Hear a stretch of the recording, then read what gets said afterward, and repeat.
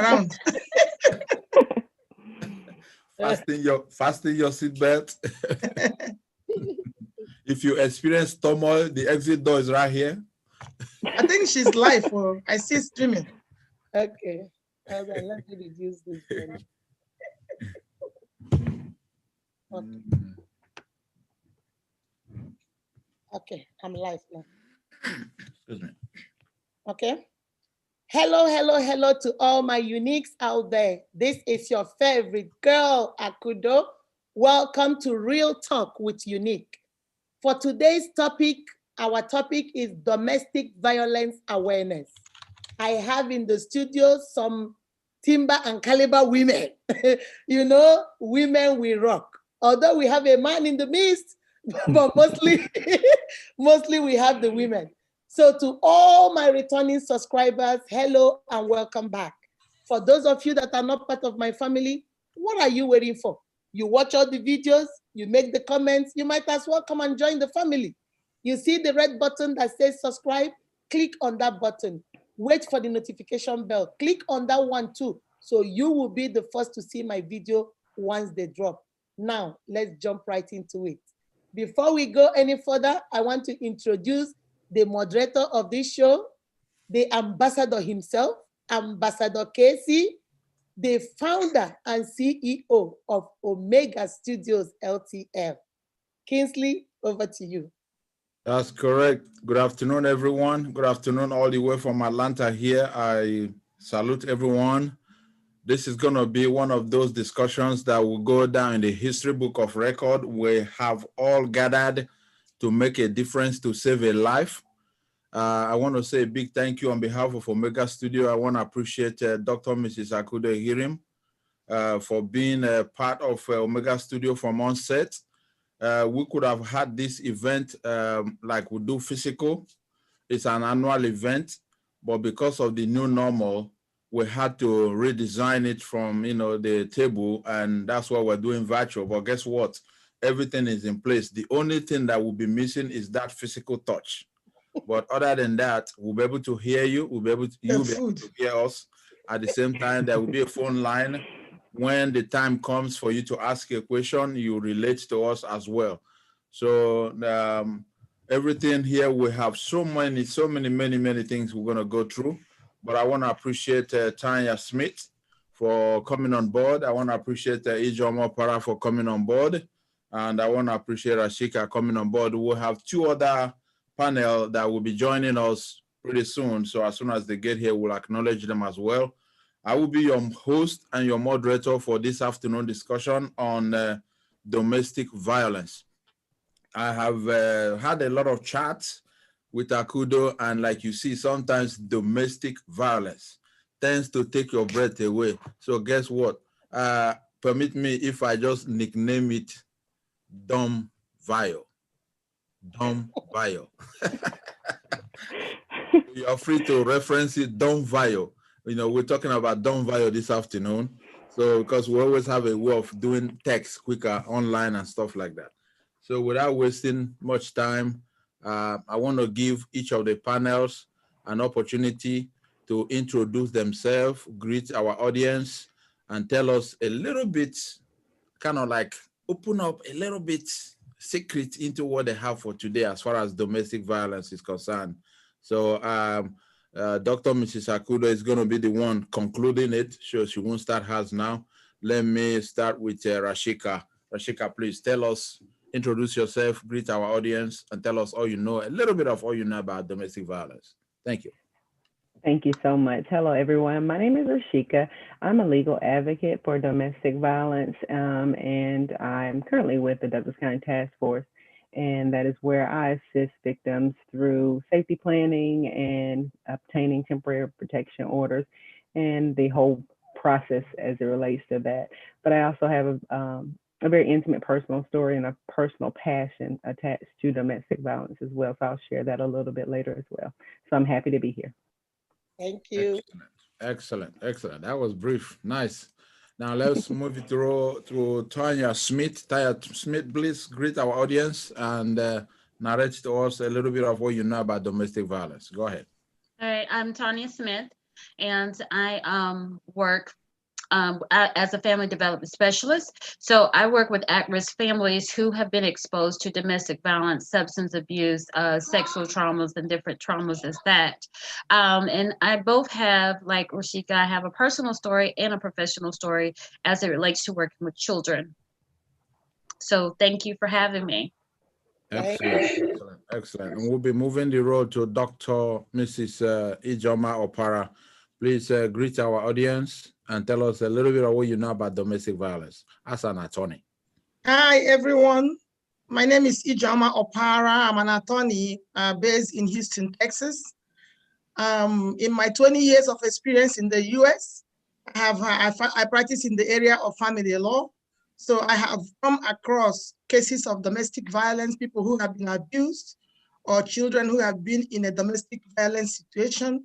So I do know a lot. And also being an immigration lawyer, I do know a lot about consequences that immigrant women face when it comes to being abused in their relationships. So those are the things I'll be bringing to the table as we go through with this discussion today.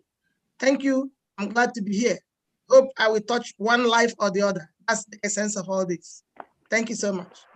Excellent, excellent. We also want to appreciate, excuse me, our sponsors for today's discussion. It's called Ring a Doctor. Ring a Doctor is owned by a company here in Atlanta, Georgia.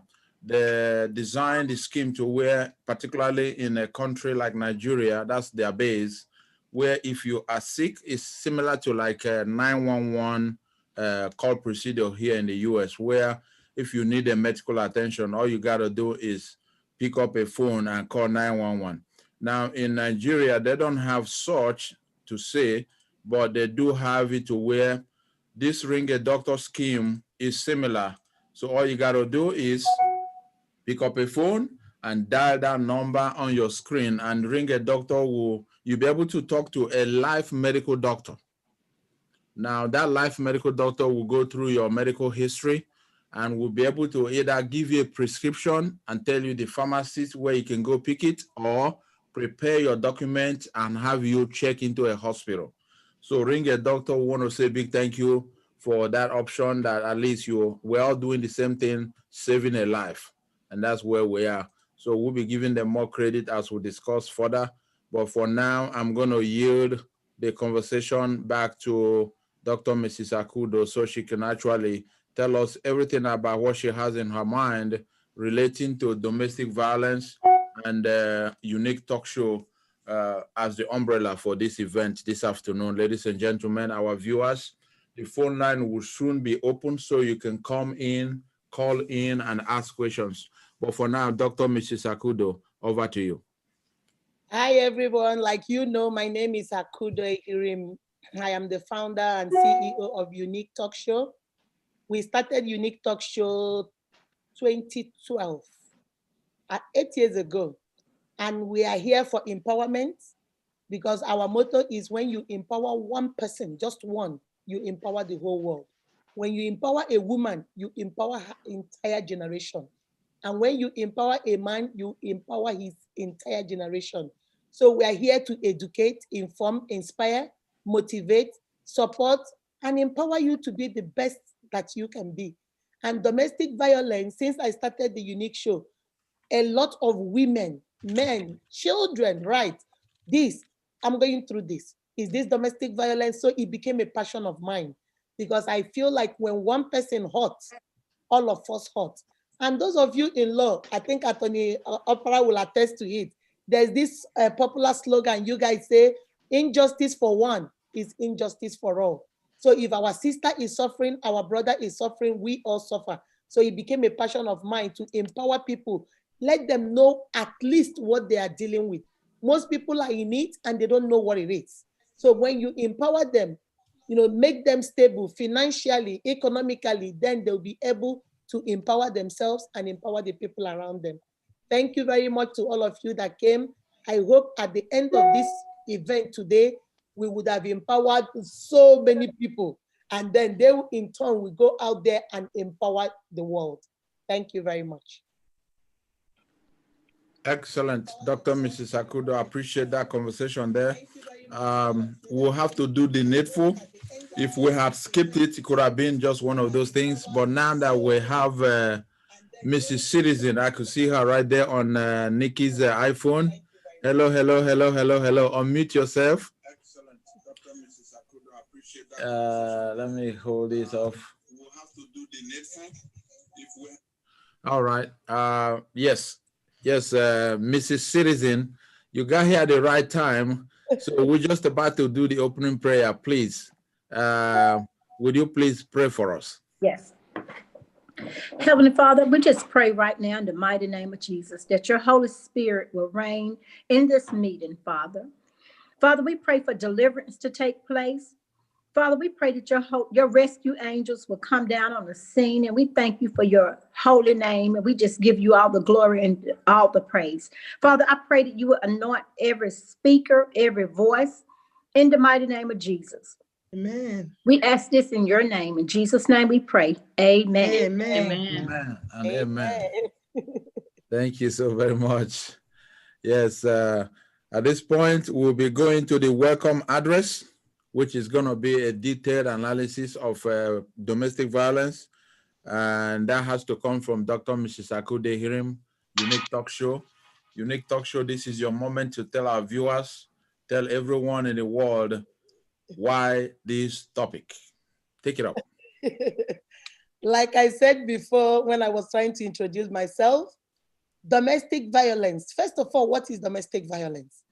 Domestic violence is a pattern of action to gain and maintain control over another in a relationship. Remember the key word, gain and maintain. So you don't just gain control, you have to keep repeating that pattern so you can maintain that control over that partner.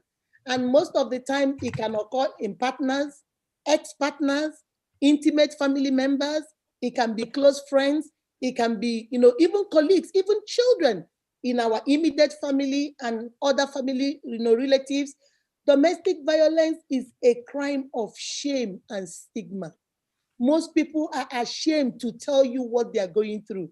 So we women, the men, we make up stories. We create a fantasy that is not real just to escape from what we are going through. And most people will tell you domestic violence is just physical abuse. Oh no, my uniques. Domestic violence is not just physical abuse. There are several types of abuse. We have physical abuse, which is physically hurting you, and also withdrawing things from you that can physically harm you. For example, withdrawing medication from you. Maybe you use an inhaler, and once they get mad with you, they take your inhaler away. That is causing you physical pain. That's also physical abuse. Sometimes too, they can use alcohol and drugs to harm you. That also can be classified under physical abuse. We have emotional abuse. We have psychological abuse, where they mess with your mind. They dismiss you. You are there, you are seen, but not heard.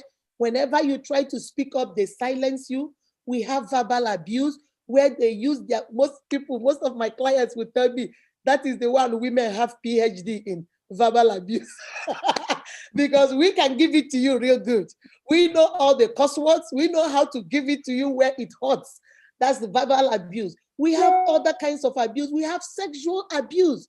Most people think because I'm married to you, because you are my wife, because you are my husband, so I can demand and have sex with you whenever, wherever, however, whether you agree or you don't agree. That's sexual abuse. And also using sex as a weapon. Most women also use sex as a weapon. I'm going to hold on to it and make you suffer until I get my way. Manipulation, that is also a kind of abuse. We talk about financial abuse, whereby they use the finances, your economic power, to manipulate and intimidate you. There are so many of them out there. We talk about cultural abuse. We talk about spiritual abuse, because we worship different ways, so I'm going to abuse you. Or because we come from different cultures, I'm going to dismiss your culture. And my uniques, I want you to pay attention. The most important thing about abuse is that your abuser will isolate you. They will dismiss you. They will gaslight you. They will make you feel like you don't count. They will make you feel like once they leave you or you leave them, you can never amount to anything. We are here today to empower you and tell you there is hope out there. So many people came, they saw this abuse, and my sister, my brother, they conquered. So many people, there is life after abuse. There is life after sexual, financial, economic, physical abuse. But most of the time we think because I'm in it, there is no other way out. We are here today to empower you, to create awareness, because most people that are in it don't even know what they are in. Maybe the neighbor or your sister or your brother will say, something is not right with Akudo. I notice she's isolated. I notice she, her self-esteem has gone down. I notice she's depressed. What are you doing about it, my sister? So this is also for those of you that are not experiencing it, but you are seeing it in your sister's family, in your brother's family, in your colleague's family. Speak up. Injustice for one is injustice for all. If we keep quiet and let it happen, because it's not my business, it doesn't concern me. My husband is not doing it, so why should I bother? We end up leaving our sister dying over there or getting hurt. And remember the children. There are children also in this relationship. When two elephants fight, who gets hurt? The grass. The children are the ones that don't speak. And that's why the popular slogan, abuse people, abuse people. Because they grew up in an abusive relationship, they now tend to think that this is the way of life. Remember, we are all products of our environment. Monkey see, monkey do. If I see my father get his way by throwing tantrum, I see my mother get her way by fighting, I think that's the way of life. I'm going to fight through life because I think that's the only way I can get my own way. So we are doing this not just for that woman, not just for that man, not just for just the people in the marriage. We are doing this also for our children. It is high time as a society. It is high time as a people, as a community, we all stand up and hold hands and say enough is enough. I'm tired of seeing my sisters killed. I'm tired of hearing my brothers killed. It is high time we step up and say no to domestic violence, no to physical abuse, no to sexual abuse, no to economic abuse, no to verbal abuse, no to emotional abuse, no to psychological abuse, and no to all forms of abuse. Enough is enough. It's high time we stand up and be our brothers and our sisters' keepers. Thank you very much for listening. And I hope at the end of this, we will empower one person. So you go out there and empower your generation. Thank you very much. Excellent, excellent. Dr. Mrs. Akudo Hirim, thank you so much for that welcome address. It is one of those speeches, Akudo herself is a mouthpiece. She don't need script. She just sit down and she could talk from now to tomorrow with facts. So thank you so very much. We appreciate you. There's going to be more opportunity for you to say more. Absolutely, yes. I have Ikade on the road waiting to come in. So we're going to let her in. Ikade is coming in a minute. So before that, let's have speech by Rashika Austin, Growing Up with Abuse. Rashika Austin, take it up. Growing up with abuse. Tell us your experience, please. Okay, thank you so much. And as it relates to growing up with abuse, my father was actually abusive, and my mother was able to exit that relationship, and then unfortunately found herself marrying someone who was also abusive. And unfortunately, she attempted, several times to try to leave. And through trying to leave, she would leave and come and go back. And we know that statistics show that it takes a woman 7 attempts to try to leave before they're actually successful. But women also make that ultimate mistake of saying that I'm going to leave, but I'm going to go let them know that I'm leaving, or I'm going to go back and get a few things. And that is a very dangerous time. It's also, the most dangerous time is when a person has made up in their mind that they're ready to depart a relationship. That's when it becomes most lethal. And that was the case for my mother. She decided to go back just to have that last conversation to say, I'm officially leaving. And he, was able to testify in court that he decided if he couldn't have her, no one else could. And I lost my mother when I was 12 years old. She was brutally murdered for attempting to leave a very abusive relationship. There was a lot of, and I was an only child, so it was a lot to deal with.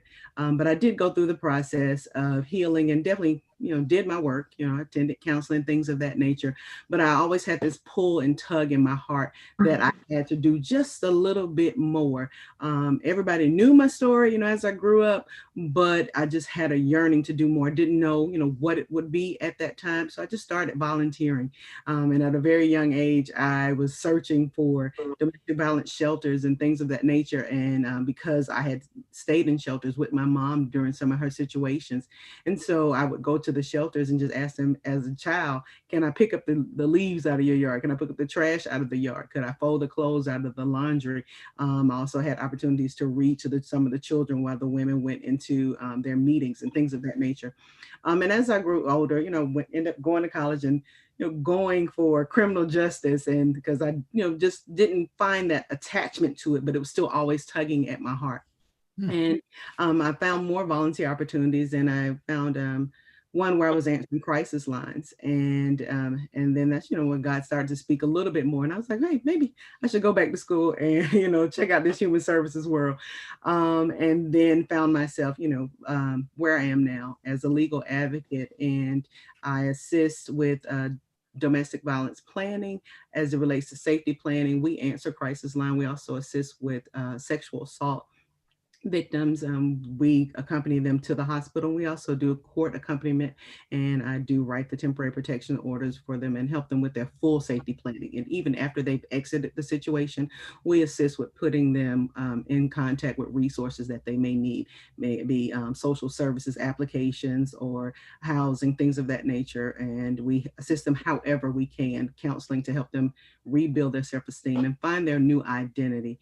And I also, manage the volunteer team where helping up to raise up more advocates. And I just believe that that's key and critical, that we continue to raise up people who want to do what we do, just sharing a light on what we do and the overwhelming feelings that we get in our heart to do this work. I said, not necessarily going to get rich doing human service work, but the richness in your heart is, you can't put a price tag on that when you help one person, discover, who they are and recenter their lives and get them back on track. So, ultimately I end up turning my pain into my passion, and it has become my purpose. And so that is what I do every single day. Wow.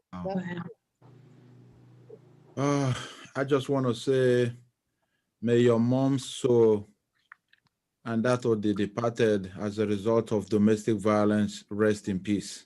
Amen. If we could just give maybe 30 seconds of silence.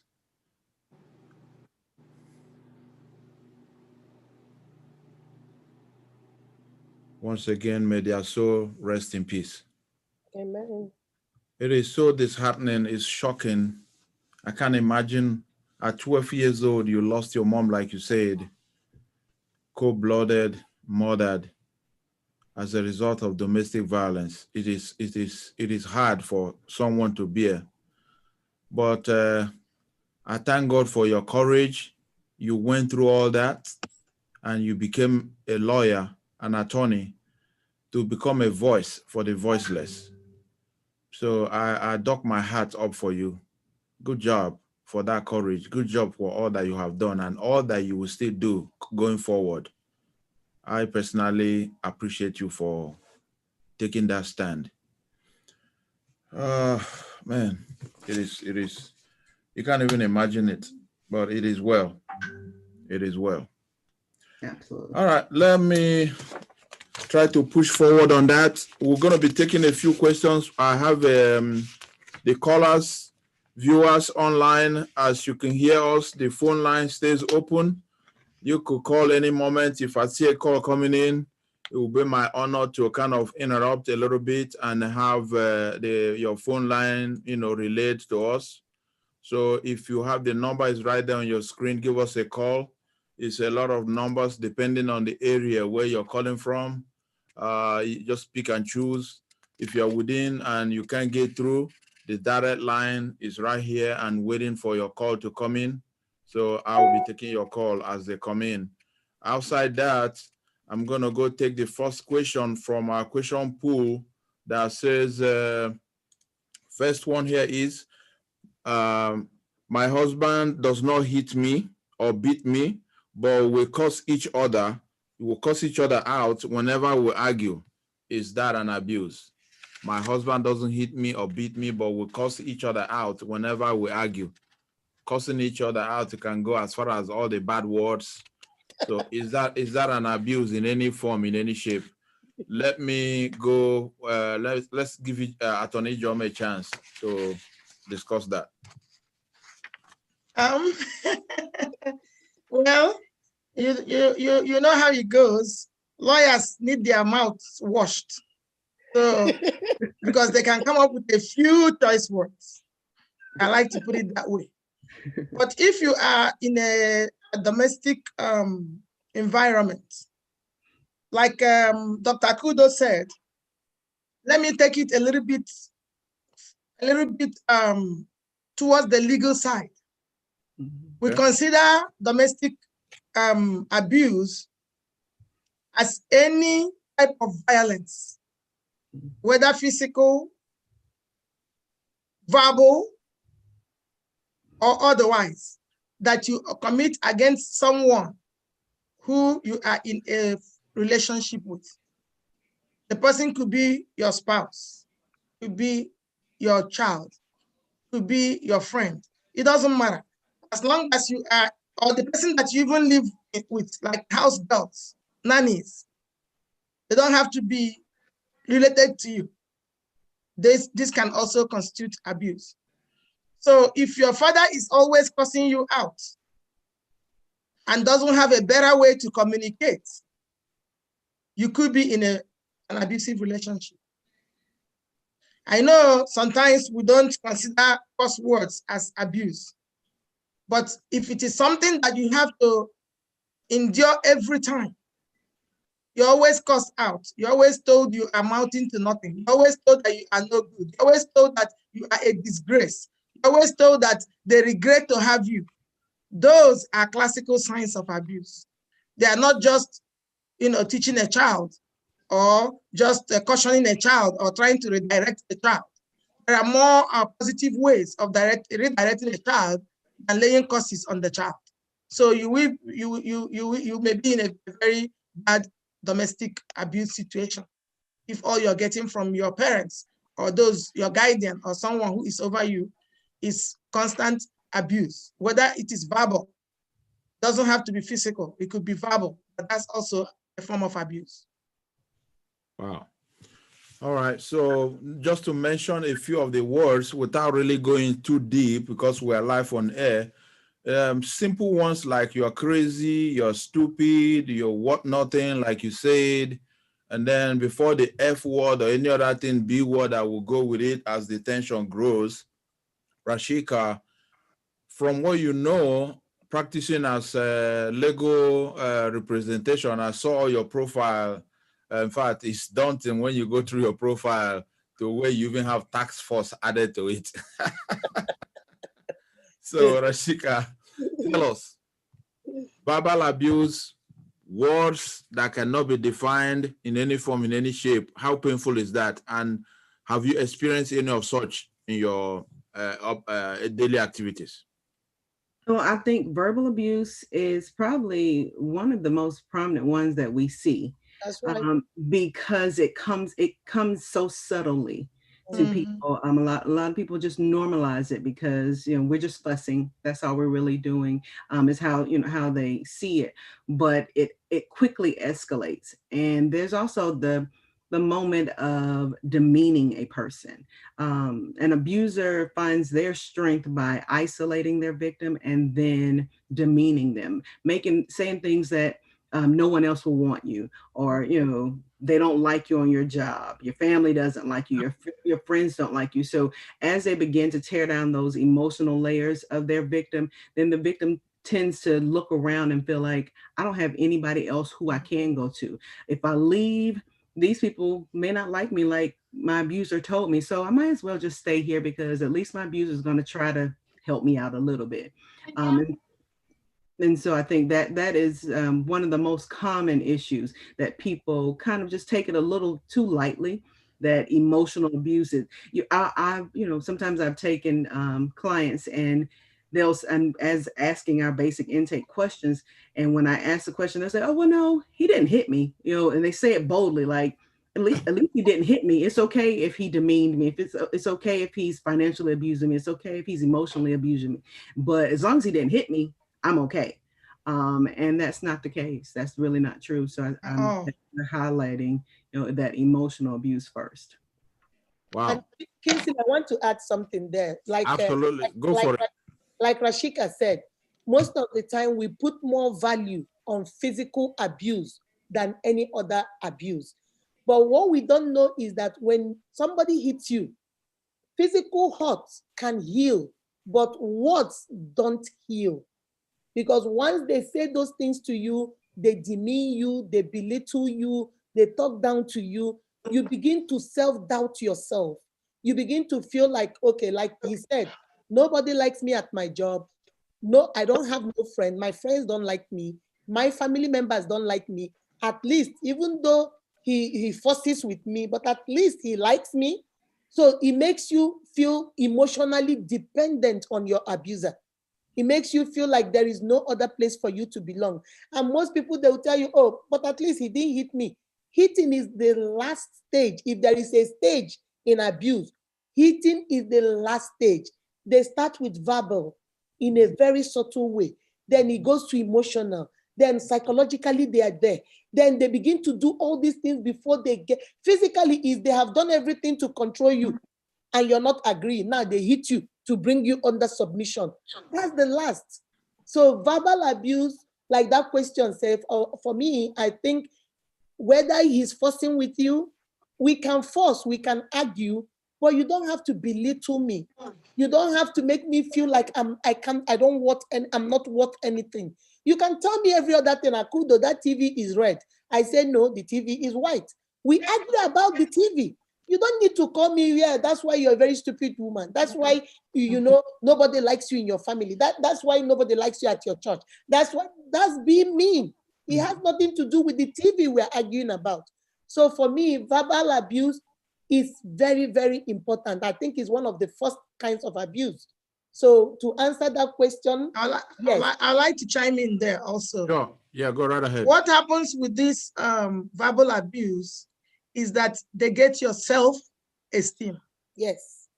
So once they start the isolation practice and intimidation tactic, what they do is they get your self-esteem. So you start having self-doubt. Mm-hmm. And once that sets in, without knowing it, you have become dependent on your abuser. Mm-hmm. Because you think that he or she is all you got.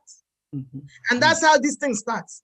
And like Rashika said, once it starts with that verbal abuse, the problem is the escalation. That's why when we go down the topic, we're going to talk about safe way of getting out. Mm-hmm. Escalation is what the problem is. Mm-hmm. It starts small, and then it escalates, and then escalates, and then escalates. If you don't get out of such a dangerous situation, you will end up dead. Mm-hmm. And that is the problem. By then, it is already too late. So we look at it like all of them have said in our society, like, he just said something to me. In fact, I always say this in every talk that I have on domestic violence. They will tell you, it's not an abusive relationship. If he hits me, I hit him back. You are not Cassius Clay. There is no reason for you to be fighting in the ring with your partner or your husband or whoever it is. That's not what the relationship is all about. So he will abuse you, call you different names. I went to a marriage counseling once. When I left that place, I had to pray to God. Because if you see the abusive words that they each use on each other, it is out of this world. They cursed each other and said so many bad things. I mean, the bottom line, you will die, but they said it in so many words that I can't even repeat. But yet they think they are in a healthy relationship. No, they never hit each other. It's just verbal, but it is worse than anything you can think of. So that's why we have to be mindful of it. Yes, I completely agree, because I remember they said out of 2 wounds, one could be caused by a sword, like cut something open. It could be stitched, and like they said, it will be healed over time. But the wound that the mouth renders and injures, it, like you said, it goes with the personality. It goes with everything, demonizing that person. So it rings back in the victim's head over and over and over. You're worth nothing and stuff like that. So it's really very painful. Mrs. Nikisa, citizen, I understand you're a pastor and you have a church in Powder Springs. And being a mother of a church, there is always going to be people coming to you, complaining, crying in such a relationship, as we're discussing about verbal abuse. Share your experience with us and what you think about verbal abuse in a relationship. Well, I think you need to get out and go and seek help. And most importantly, really pray. Just last week, I had a young lady call me, and she just left her home from South Carolina, from Georgia. So she went to South Carolina to stay with her dad because her husband had threw a 45-inch TV at her. And he said, "You're not getting out. We're both not getting out of here alive." So she got out. She went to her dad's, and right now she's seeking help. And she knows that I'm just thankful that I tell everyone, praise God, you have eyes to see and ears to hear, and you know exactly what you're getting into. But I tell everyone, I'm not saying get out of your marriage. They need to be delivered, of course. But I do believe seek help. And make your voice known. Speak out. You don't need to just continue to just hold it in and thinking it's going to get better. But I think you need to seek help. Wow. Just to hear 45-inch TV, the little that I know about domestic violence and weapon, lawyers here will bail me out. I understand even when a lady throw a bag in a domestic violence, that bag could be considered a weapon. Throwing your lipstick could be considered a weapon. If a guy throws maybe his purse to a lady, that's considered a weapon. But a 45-inch TV? Yes. What? Help me out here, Tanya Smith. What kind of weapon is that? Well, it's definitely a deadly weapon there. So That's a massive one. Yeah, well, contribute to what you guys have all been saying as it relates to verbal abuse. When it comes to the cussing and the back and forth, and because I look at it from a child's perspective, that's not effective communication. And you're not, we think that children don't see, they don't hear, they're asleep, they're in the bed. But what they don't realize is children hear and see everything. They're not always asleep as we think that they are. So you would have to ask yourself now, is this the way I want to teach my child? Because children observe things. They imitate those things that they see. So if this couple is cussing and screaming back at each other, obviously they're not hearing each other, so they're never getting to a solution to the issue in the first place. But then the message that they're sending to the children is that this is the way that I communicate, this is the way I get what I want. But it's constantly going to always be that acting that way, and really you're never getting what you need. You're never getting your needs met because you're just continuously cussing and screaming. Nobody's getting their needs met. The other part of that is that I would say the other spiritual part is that we're made in God's image. So he doesn't cuss at us, he doesn't demean us.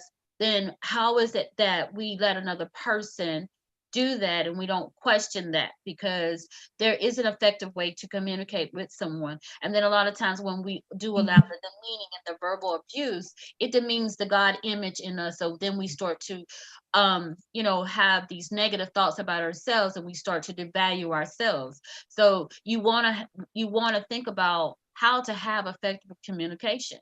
It's the tug of war that goes on. Everybody's pulling for what they want, but that's all an individual agenda. What is the family agenda that we need to consider, and how to communicate. Excellent, excellent. Thank you so much, Tanya Smith. We have a lot of questions, but I'm going to go to the next one because it will be linked to the what I will call exit route. Now, the next question says, I am so confused. My husband calls me all the time, wanting to know where I am and what I'm doing. And I think, the lady said here sounded like a lady. So she thinks, okay, he's checking on me. Probably that is love. To what extent would that go for her to now say, oh, wait a minute, I'm being abused here? Any member of the panel can take that. Go ahead.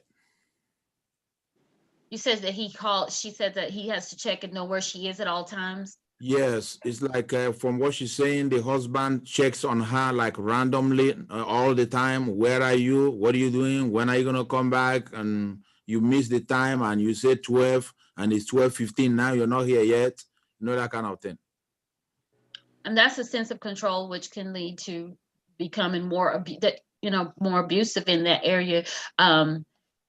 Somewhere, I don't know where with him, there's a trust issue, but that doesn't lie with her. It's something that lies with him that was built up in him. So he needs to control his environment, whatever that is. If it's her out with the kids, I don't know if they have kids, but if a person has to control your every movement, that is abuse. So Rashika, yeah, go ahead, Attorney General. I wanted to follow up on what Ms. Smith said. Yes. You may think that this is love, right? He's checking up on you, which is okay. But where it becomes quite disturbing or concerning is if he wants to know, or he's calculating the number of minutes it will take you when you get off work to come home. And then he will go and check your tank and see if you use the same amount of gas. Yes. Or he will call ahead of you to see if where you said you were going, you have reached there. And then while you're there, he will call again. When are you leaving that place? Why don't you let me know when you leave that place? Then he's tracking you. My dear, you are being stalked, not loved. So why don't we face the truth of the matter is that he is insecure. Like my Miss Smith said, it's a matter of trust. He doesn't trust you and he's insecure. Or she is insecure, because what we're saying here is gender neutral. It could go either way. So the bottom line is that there is love and there is love. And then there is obsession, which is not true love, which leads to abuse.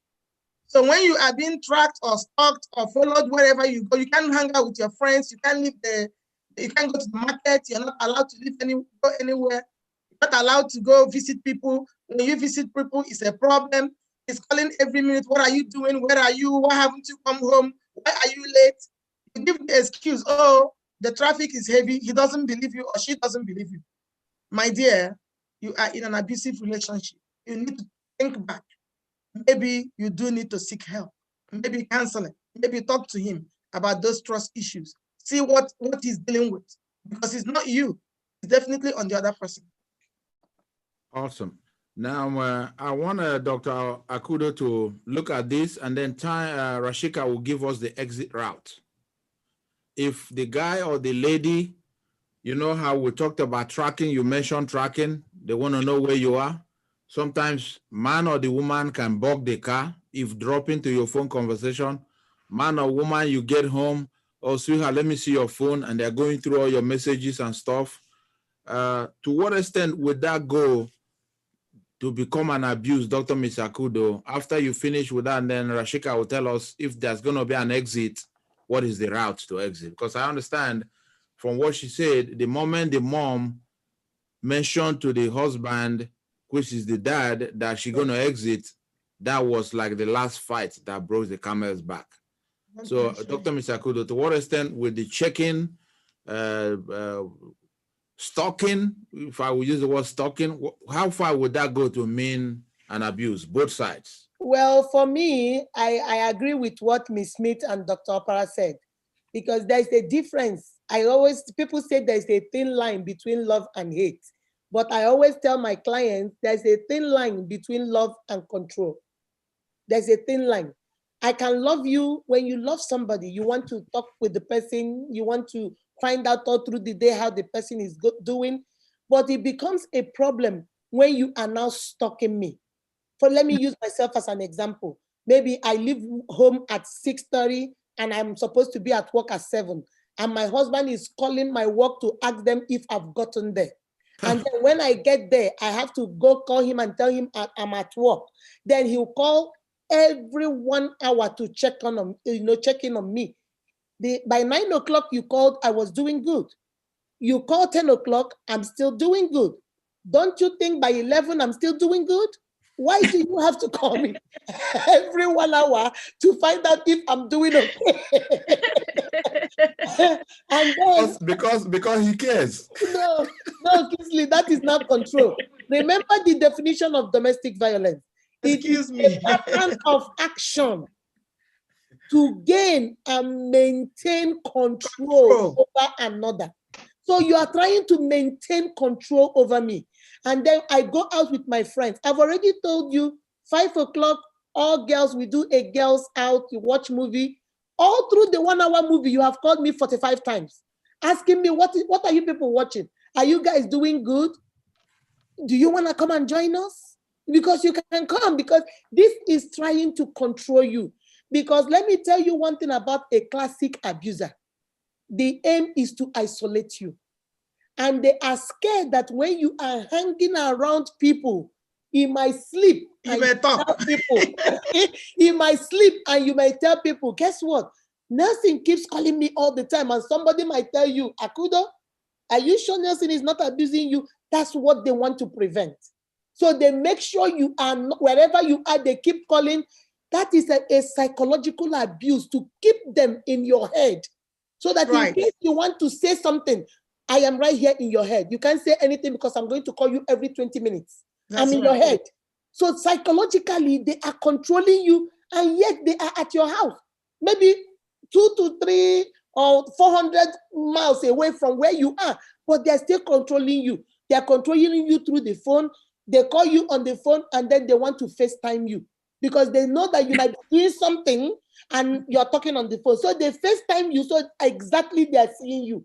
So they are presently in front of you because they don't want to give you an escape where you have to tell somebody, and God forbid somebody tells you to go get help. So, to answer your question, yes. When you love me, you should be able to trust me. That's it. There is something I tell my children, okay? You can love somebody without trusting them, but there is nobody you trust that you don't love. That's it. I will say it again. You can love somebody without trusting them. I love my Baba, but I don't trust him. I love the person that gives me food at the restaurant. I don't trust him. But there is nobody you trust with your life that you don't love. So if you say you love me, you should trust me, because trust is the foundation. If I tell you I'm going to the store, don't come and check my tank like Dr. Oprah said. You want to make sure that you put $20 gas. Now it's remaining $10 gas. I thought you said you went to Kroger. What happened to the gas? Kizito, that's not love. That's control. Well, I like what you said. You love your Baba, but you don't trust your Baba. That's why when they are cutting your hair, you open your eyes to know.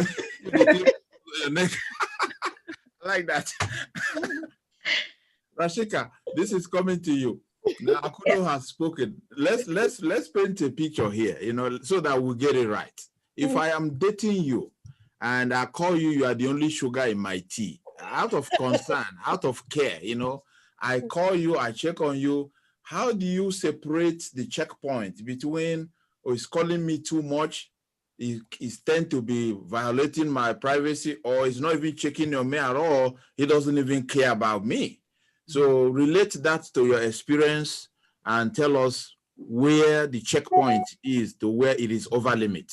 Okay, I'm going to add another twist to it. I had a client that did have an issue where the trust had been broken in the marriage, and they were going through counseling and trying to rebuild that trust. And the counselor was giving them multiple tips and tricks that they had been operating in for several years. But it started to shift for her. And the first thing was she was okay with, I'm going to tell him where I am so that we can rebuild the relationship. I'm committed to that. I'm okay with him calling. I'm okay with sharing my password on my phone. But it became a place where she no longer felt good. And I told her that's that moment. So if someone is checking on you, saying, call me, making you FaceTime them, checking the your gas mileage, checking with your friends or family, or even calling your job on you, that moment, you'll feel it on the inside. And that moment where you feel like, okay, if you're afraid every time the phone rings, you jump every time, that now has become control. That is not rebuilding trust. So that becomes control. So that is that moment. And it happens a lot with teens. Teen dating violence is very huge. And I think that's where we really have to start with teaching them healthy relationships, because initially, oh, I'm so excited. He keeps texting me, he keeps he likes me. And it's quickly into control. He doesn't want me to talk to anyone else. I have to answer his calls at this time, at that time. And so it's a self-check. So if you ever get to the place where you feel like you have to ask someone else, is this an issue? It already is an issue. It already is an issue. And you have to exit. You have to start your process of exiting. And you have to reach out to community partners and organizations that will help you exit. And I think, as it relates to people in the community, when people come to you stating, they have these little issues in their relationship, it's good to take note.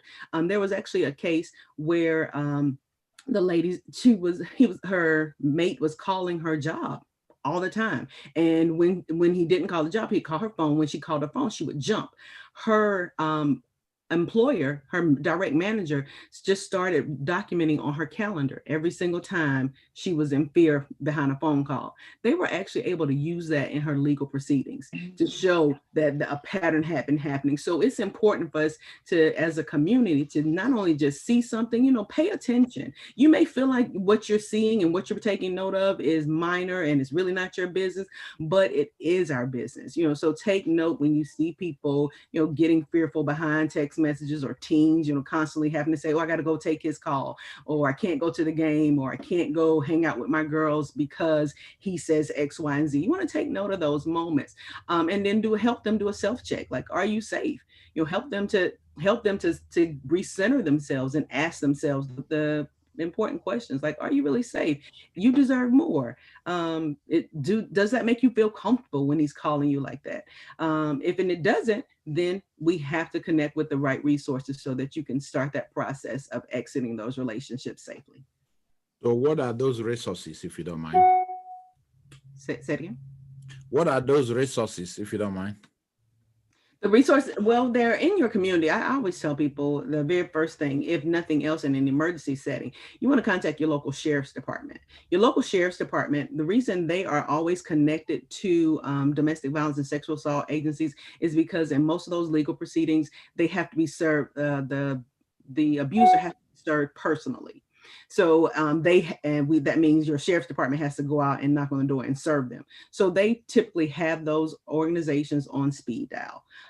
So always contact your local sheriff's department, or I tell people, when you're in a new city, just like where your fire department is, your local Walmart or your local police department is located, it's important that you find your local crisis center because there is one near you. And so find that before you need it. And a lot of people, think, oh, I don't need it, but so-and-so may need it. But you should find it so that you can help them when they're in a crisis. Wow. Find them before you need it. Wow. Let me add something to the exit thing also. Yes. Why every time you find yourself in an abusive relationship, you should have a game plan. Mm-hmm. And that game plan will include who to call in the middle of the night, where to hide your key so that you can escape, where to put your children's things in a box that is easy to grab and go, things that you need to put together. The hotline in your city, every city has a hotline. There are shelters around you that you can run to in the middle of the night. Things that you have packed up to keep. This is part of your escape route. Mm-hmm. Things that you have put together so that if things get out of hands, we have a saying in Igbo land that a coward lives more than a brave man. because he runs so that he can fight another day. Mm-hmm. So if you are there as a brave man, you get killed. But if you are a coward, when the fight is too much or the war is too much, you take to your heels. What happens is that you're still alive, so you can fight another day. But if you're a brave man, you're dead, and that's it. So that's the situation you find yourself in an abusive relationship. Make sure you have tucked away a few things as part of your escape route. So that once it comes down to it, you can grab what you can and take it to your heels. Somebody out there will help you. Call the police, like my Rashika said. Call the sheriff department. Run to any shelter. Go to the church. They will help you to find a shelter. But get away from the dangerous situation. That's the first line of defense. Then after, you regroup and know what you're going to do next. And I wanted to add too, I definitely appreciate that, like making copies of important documents. A lot of people will exit and, now they need to get children registered in school, or they need to file for child support and they don't have birth certificates, things of that nature. Make copies of those things and leave them maybe at a friend's house or in the trunk of your car or something to that nature. But in those important documents, check stubs with information on it, put that somewhere else where you can grab it, make that part of your safety package as well, so people can help you start over quicker. That's right. And I'd like to add too that, a lot of times people forget to have a safe word with their friends, because sometimes the abuser is right there in the room with you, and you're scared or whatever that case may be at that time. But have a safe word that only you and your friend know, that you don't share with anybody. That person knows, okay, I'm in danger, please help me. That person knows. So creating a safe word with your friends is important too, because they'll know, or a signal of some kind. If there's, all of a sudden there's a pot sitting at the corner of the driveway, they know, okay, something is, whatever the case may be.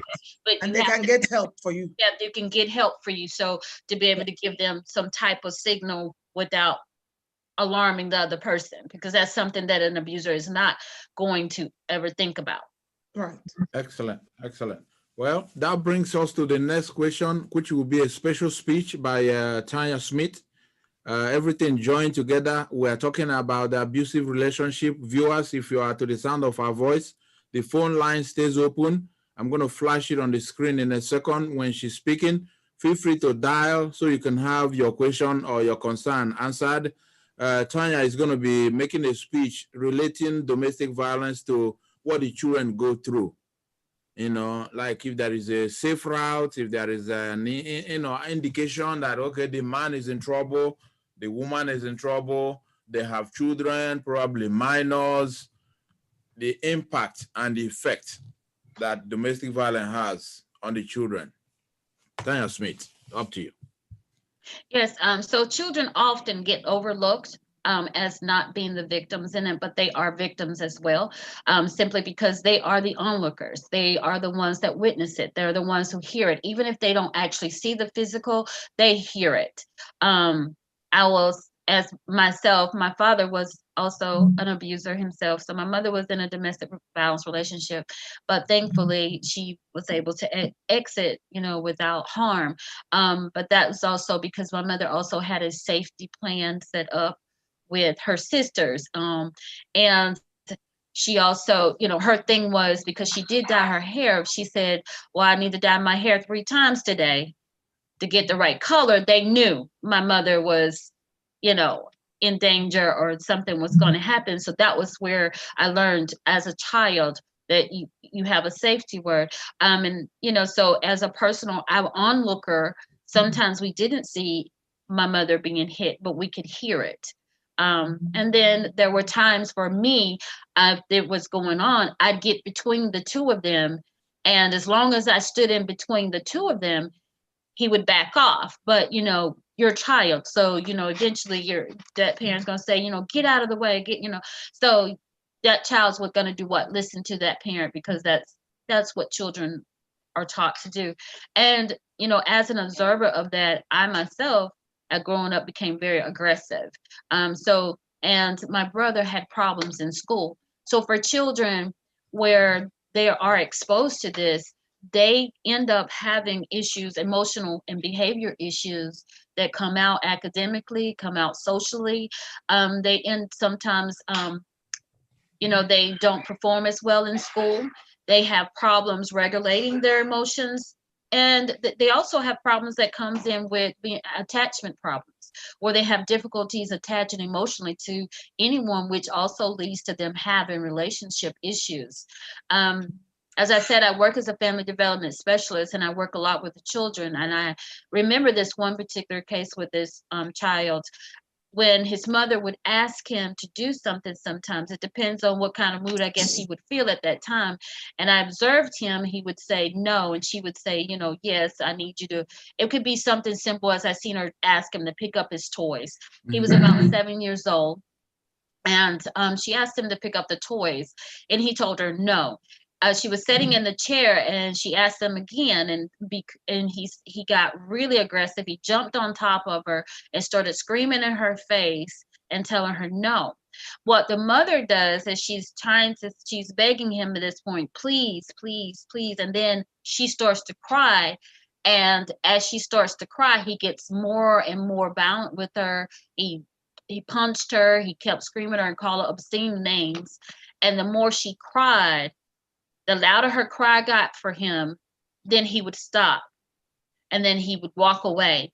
Wow. And then as he saw her calm down, and he'd come back and he'd tell her, see, you shouldn't get me angry. Then I wouldn't have to do this to you.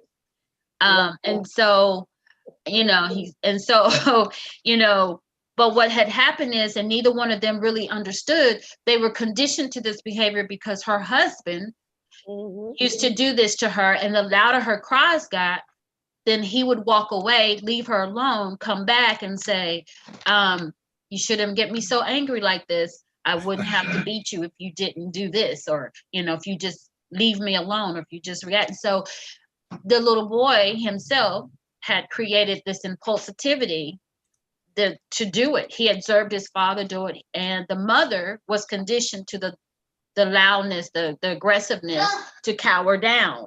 So she did it with her son, not even understanding that she wasn't really, she was responding to what she always did. And so with children, they observe what they see and they repeat it. They repeat it. And that's what they do. And so, you know, children, even if you are pregnant, during the time that you're pregnant should be the most time that you should remain as stress-free as you possibly can. But, you know, children can be exposed to violence in the womb. Those children can be born with nervous conditions. The baby can be born where loud noises causes the baby to just cry all the time. They sometimes are born with smaller brains. So domestic violence can definitely impact you from pregnancy onto birth. It can cause sudden miscarriages. Some children end up with eating disorders, sleep disorders. They end up with anxiety. They have problems forming relationships. So definitely the impact of domestic violence isn't just a physical thing. It's an emotional thing. It can be a psychological thing. It can be where the children, like I said, it becomes emotional. And so you definitely want to remember that what our children see, they will repeat. And we are supposed to be the role models for them. So whenever you're thinking about yourself, we need to think about the family as a whole, and therefore being able to not just treating just the partner that was abused, but also the child too, because the child is also a victim in all of that. Kingsley, I want to add something. I want to add something to what she said, because what she said is exactly the truth. You know, most of the time, I hear some of my clients that come to me and they'll tell me, you know, but Miss Unique, my children don't even know what's going on. You know, they don't even understand. They are sleeping. They don't know what's going on. I don't think they know, because I have asked them, did you hear what happened last night? And the child told me, oh no, mommy, I was sleeping. That's a lie. Children, they also can read your emotions. They already know that mommy is sad, mommy is unhappy. So when you come to them and ask them, did you know what happened last night? They don't want to add to your grief. So they're going to say, no, mommy, I was asleep. But trust me, those children are wide awake. They see everything and they hear everything. And just like she said, I have this story I want to share. When I was teaching pre-K, this was a 5-year-old little boy. But every time we do story time, this was, I think, 2013. Every time I do story time, he wants to sit like in front of me. Me. He likes on, that's too much attention. I made him the class, monitor, the class helper, so that he can be doing stuff, but it's never exhausted. It's never enough. No matter the more attention I pay to him, the more he wants it. And I started noticing that when he gets angry, he will make a fist and then march towards the other child and then start threatening the child that he's going to, the K word. YouTube don't want us to say that. The K word is going to, do that to the child. And I will say, how angry can a little boy be? When he's angry, he will push down the shelves in the classroom, like knock them all down. So I said, no, something is not right. So one day I called him when everybody went out to go, play recess play. I told my assistant to go with the other kids. So I left some kids with me and I called him. I said, come to me. I said, what's going on? Why are you so angry? He said, because he doesn't like his house. I said, why don't you like your house? What's going on in your house? He said, but my mommy said we cannot tell anybody. You see a lot of pressure on a little 5-year-old. He knows what is going on, but you have mandated him not to share his story. So he said, I cannot share because my mom said we cannot tell anybody. I said, but I'm not anybody. I'm Miss Akudo. I'm your teacher. You're my friend. I thought you said you were going to marry me. Is this how you're going to marry me? Keeping secret? We are not going to do this if you're going to keep secret. So he said, okay, he would tell me, but I should promise that I will never tell anybody. I said, no, I will not. This little boy told me that the night before the day we were having this talk, that his father got so mad with his mom, woke him up, put him in the front of his car, and threw the mom in the trunk of his car and drove around the whole neighborhood all night. I said, what did you say? He said, you see, that's why we can't tell nobody. You see what? I said, no. It's okay, I'm not mad. I just say it again, let me understand you. And this boy repeated this same story. So he said, can he sleep? I said, no, you are in school, you can't sleep. But what we're going to do, I can let you, maybe if we go outside, you sit on a chair, you don't have to play. You can sit and rest yourself or whatever. And when school was over, the mom came in. I told the mom, we need a conference. We need a conference. This is not gonna fly. Then when she said, oh no, well, what? I said, what happened last night? And the normal thing, she denied it. She said the boy is making up stories. It must be something he watched on the TV. Why would somebody put me in the trunk? And then the boy looked up to her and said, but mommy, she's my friend. You have to tell her the truth. She's my friend. Then the mom started crying. Oh, wow. She now started crying and now started telling me what she has gone through. And I told her, my sister, you need help. If not for you, maybe you think you're good, but for this little boy, because at the rate he's going to turn into an abuser when he grows up. He gets angry, and this is just a 5-year-old. And when he gets mad, it looks like heaven is going to fall. So please, all the people listening to us today, if you are in an abusive relationship, and don't give me the excuse, that's another one I hear. Oh, I'm staying because I'm staying for the kids. You are not staying for nobody, you're staying for you. It doesn't have nothing to do with it. Because if those children can talk, they will tell you, mommy, we need help. Let's go get help.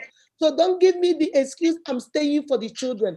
And I'm not telling you to get up and run away from your marriage. That's not what we are advocating. But we're saying, go get help for yourself. Go get help for your children. Because when you have a healthy, conducive environment for your children, you will produce healthy children, healthy adults, healthy teenagers, and healthy contributing members of the society. Yes. So, Attorney Ijoma, the question comes to you, and then Rashika can piggyback on it. The exit route for adults, man or woman in abusive relationship, is it the same for the children? Well, children may not know to escape. So the person that should be thinking about escaping is the adult in order to protect the child. That's right. Like this child shared with Dr. Akudo, it was circumstance that even made him share that with her. That's all they can do. And moreover, if you are a child and you live in an abusive relationship, you may be thinking that it is normal. Because that's all you know, and that's all you have seen. So you may be thinking that it is a normal relationship when it is not. So, like Dr. Kudo said, all that anger that boy was bottling up is something that will spill up one day. He will either end up in jail or he'll be dead. This is how serious this can get. That type of anger will make him either hurt somebody or get hurt. So that's the problem. It's not the same with children, but now we're having counselors in schools, in elementary schools, in secondary schools. Sometimes these children share, or these counselors help these children to come up and say what they're going through. That has been helping, but normally children don't really, they don't know the escape route. You can tell your children, because sometimes you may find yourself in a situation where you can't even escape yourself. But you might want to teach your child, hey, if this is going on next door and call Miss Obi. Go here and call 911. Go the other side and call the police. If that child is a little bit of age where they can handle such chores, you can do that. But apart from that, it's mostly on the adult to protect the children. I absolutely agree. It's 100% on the adults. And the other thing that if you're in that situation, it's important too that you understand that you could potentially end up in a position where your children are removed from your home by protective services because both have exposed the child to domestic violence, and it is a form of neglect and putting a child in endangerment. Right. And so you don't want to wait till that moment happens. You do need to exit for the children instead of staying for the children. There are tons of videos and information out on the web, and I utilize some 911 calls when I train some of our team. And there are 911 calls where children are calling 911, and I encourage you to go listen to those, because you'll hear some of the children say, he does this all the time. And so the mother was sitting there thinking the child had no clue, but the children really are aware, as Tanya stated. They hear it, they know it, they can feel the difference in you. They are more aware of it than the victims are at times. So it's important to exit immediately for the children. Yes. Miss Citizen, if the man or the lady in abusive relationship decide to take a run, found an exit and is on the way out, and the man or the lady will say, yeah, I left the children, I'm taking care of my own life first. What is that? Is that done in the right direction, or is something missing there? Connect it, and Tanya Smith will talk on that. Miss Citizen. I think something is missing there, because if you exit, I think you need to take the kids with you to keep them out of danger. Tanya Smith. I agree with Miss Citizen, and because I do contracts with Child Protective Services. I have a lot of contracts with them, and those are the cases and the families that I provide mental therapeutic health for. You do not want to leave the children there, because I've seen where the abuse then becomes directed towards the children, because sometimes abusers, their concept is that mom left, or dad left, or whoever left, it's the children's fault. So then they take it out on the children. And so the children then become the object of the abuser's behavior. So you definitely want to be careful of that. If you are a parent, both parents are exposed, or one parent exposes a child, the thing with Child Protective Services, whether you are a victim or abuser, or however it may fall, because you are considered the adult and you have exposed this child to domestic violence, you will be charged. There is I think it's called third-degree neglect for children, but you are charged, and the children are removed from your home. And the process to getting your children back is a lengthy process. It's not just I'm going to move from him and I'm going to move to my own place. No, it's not that way, because even if you are a victim, they want to know that you know how to have protective factors where it comes to your children, where you're able to show that if this comes up again, that you will make the decision to leave there, that you will protect the children at all costs. So it's a lot that you have to prove and show that you understand before they replace your children back with you. And Yeah, also, yeah. yes, and also they would Yes, go ahead. try to, I'm sorry, Go ahead. also they would try to take pictures and a video and say, I'm just like last week, he threw her clothes in the garage and said, I'm getting ready to catch, set your clothes on fire.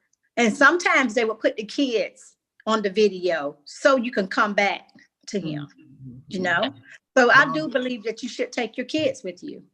Now, the reality of the fact is that we really don't know who is right and who is wrong based on the onset. When any of this happen, I will always, paint a picture there. Attorney Ijoma, assuming you and I were married, I am the drunkard. I am the bad behaved man out of the relationship. Okay. Now, what right do I have? If I am the drunkard, I am the aggressor, so to say, I'm the one that's always causing trouble, then do I have the same right as you to take the children with me for the fact that I'm a drunkard? We haven't gone to court yet for the court to decide, oh, bring the children back. Or you just call and I'm gone with the kids to another state. What option do you have as a wife to somebody like that? Yes, well, there are several legal consequences of domestic violence. Okay. And some of them may include charges against you. Now, in Texas, I don't know about in Georgia. In Texas, if you have a domestic violence charge, you're not going to be allowed to keep the children because it is presumed that these children are in abusive relationship and that if they go with you, you may continue to abuse them. So that's one of the issues that can come up. You can also be charged with different things. I know that Ashika mentioned that she helps people with protective orders or restraining orders. So you may be restrained. You may put out of your home. You may be restrained. You may also be charged with assault, battery, child endangerment, neglect. These are felony charges. And before, when people are in abusive relationship and they are charged with domestic violence, they find a way through manipulations or intimidation to get the woman or the man to withdraw the charges, and the case will go away. That's not the case anymore. Even if the victim does not want to testify, you will be prosecuted once they have the evidence that shows that abuse. So in a situation like what you are asking, the person that is the abuser does not have any right, because domestic violence is a serious crime these days. It's a felony in most states. So it's not taken lightly anymore. So you don't have a right to abuse your family member and then keep the children, because courts do not want children to be in an abusive environment.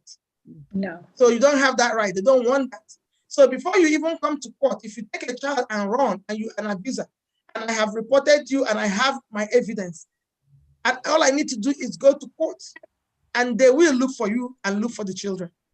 And they will remove the children from you and place them in a safe environment. Sounds good. Let's take the best interest of the child is what we go for right here. Sounds good. Let's refine the question, and then we'll bring in our special guest to give us a special soundtrack. I have a friend of mine that went through a serious family domestic violence and stuff like that. I was involved all the way to even going to court. But from the onset, the legal system, you all will help me better here. The legal system have some kind of lapses. The question that the police will always ask is, did he hit you? No. Did she hit you? No. Did anybody get injured? Any knife? No. Did he punch you? No. Did you get shot? No. So they are waiting for somebody to get shot, somebody to bleed before they will step in. Why is that? Well, how long ago was this? I would say like 2 years. Okay, well, it's fairly recent because I know in the past, domestic violence was looked upon as a family issue. That's not where we are today. Okay. Domestic violence is now a state issue. So in that situation, yes, police will be police. So they're going to ask you if you were hurt or not. They may not be the only people that you need to contact if you are in an abusive relationship. There are counselors. There are women's shelters. There are other people that you can contact that can help you to find a way to get through this. In court, I don't know the judges that you were before, but in court, judges do not just look at, if a case involves domestic violence of any kind, they will appoint a guardian ad litem for the children. They will appoint those ad litem to look out for the interest of the children in that relationship, that divorce, or whatever is going on. Sometimes CPS is involved, and they also come to testify because they carry out an investigation of what they know that is going on in that household. So the judges will look through all those, and they will not be expecting only when you have like a physical ailment, or when you have a wound, or when you have to look at it. They look at other indicia of abuse before they now know who is going to take custody of the child. So that's really how it works right now. Okay, excellent. Well, viewers, you are hearing Dr. Ijeoma Opara is an attorney in Houston with a huge experience on domestic violence. If you are to the sound of our voice on this episode, the phone line stays open. The direct number here is 770-212-9519. We're going to be taking the next question that goes to Dr. Mrs. Akudo that says, you said you are celebrating survivors. What does that word mean to you in relationship to domestic violence? Dr. Mrs. Akudo, this is for you. Okay, the word survivor means I came, I saw, and I conquered. A survivor is somebody that went through stuff, but now you are in a safe place. Now you are out of it, and you can actually tell your story and actually empower others with your story. When I talk about celebrating survivors, there's so many people that come in my DM, in my email.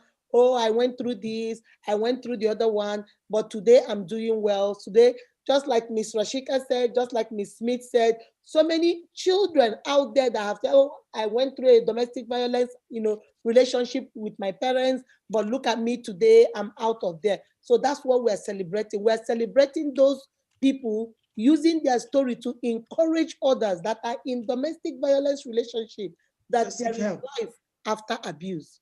There is life after domestic violence. You're not gonna die in it. Even the Bible says, even though I walk through the valley of the shadow of death, that means you walk through it. You're not gonna be stuck in it. You're not gonna build a house in it. You're not gonna build a tent in it. You're gonna walk through it. No matter how dark it gets, morning must surely come. No matter how hard it rains, there must be a rainbow in the cloud. There must be a silver lining. So no matter how hard you think or what you think you have experienced, we are saying we see you, we hear you, and we're celebrating that now you are out of it. Kingsley, let's let Ijeoma, the last topic Ijeoma talked about was the legal. Let's let her do her topic on the legal consequences so she can be on a roll on that level. Excellent. Excellent. While Ijeoma is putting her thoughts together on the legal consequence, I want Tanya to, Rashika, to quickly address this. This sounded like a lady. She said her husband is up there in the society, like a high-profile person.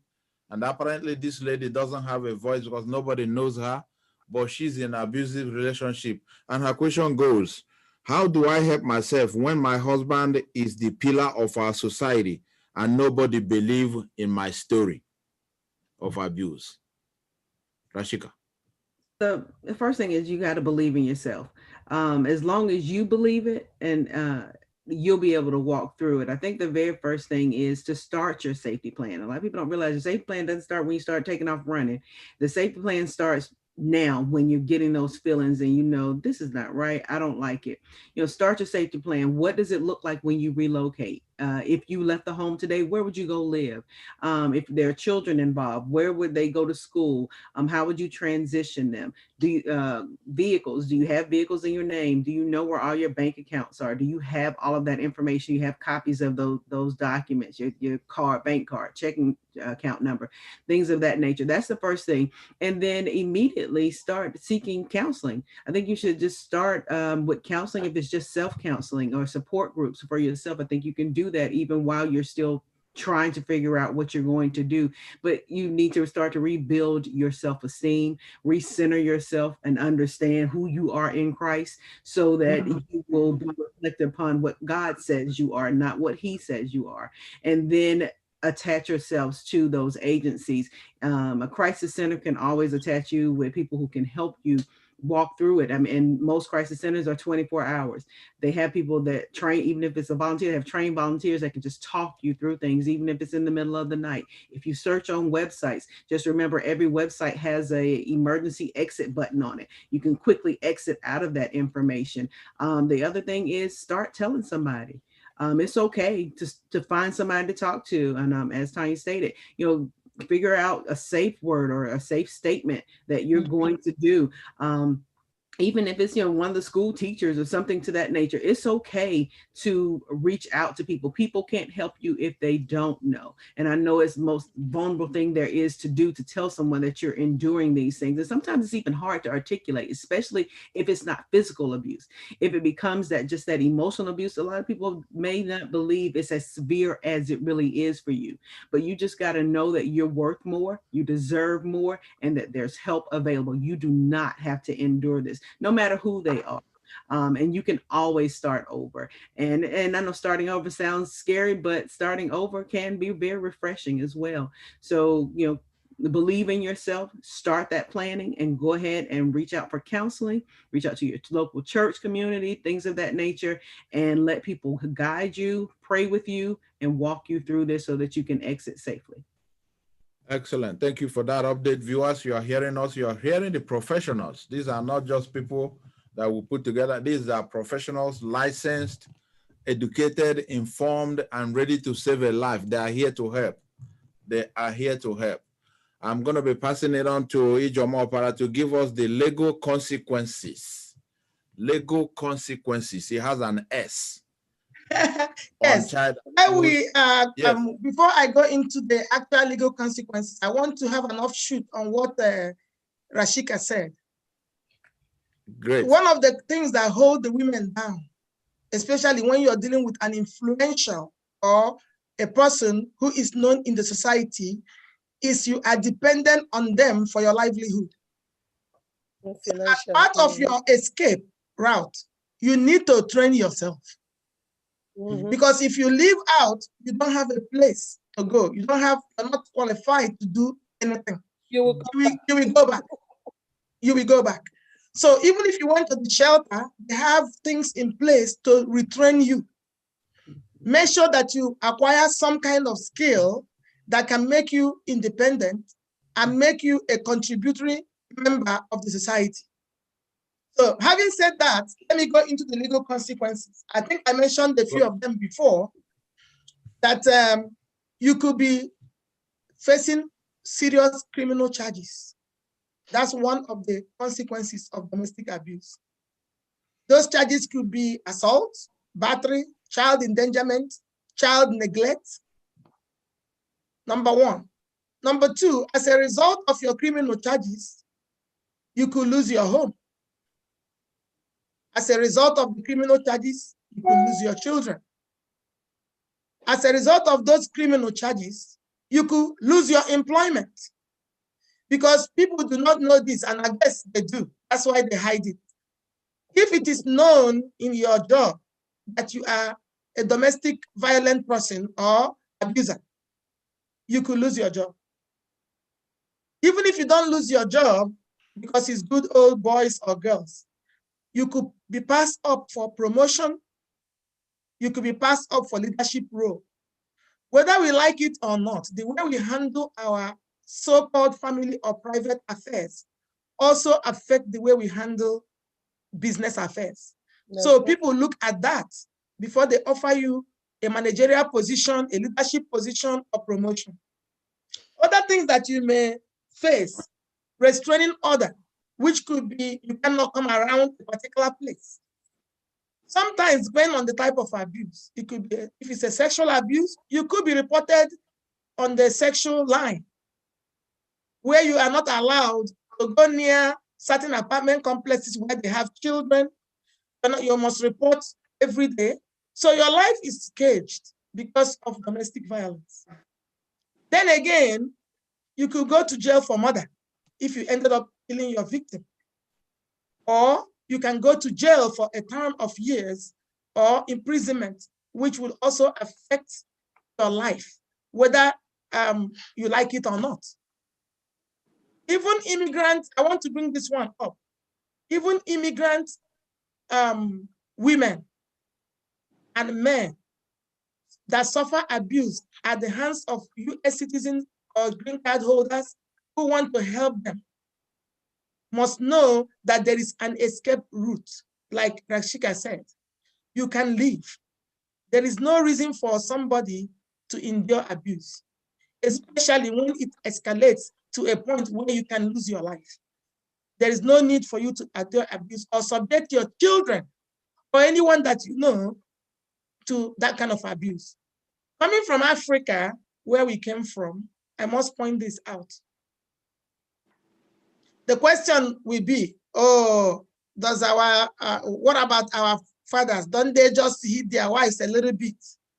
Is it because your husband touched you a little bit? Little bit. Why? Because you're in America, you rush to go and call police. This is not our way. You have to know that if you are a green card holder and you commit domestic violence, it's considered an aggravated felony and a crime of moral turpitude. You will be put in removal and deported to your country so that you can produce your own way. So those are the things that people need to know about domestic violence. It's no longer a joke. It's a big issue and it's a serious matter. You could be removed from America and returned to your country of origin because domestic violence is a crime of moral turpitude.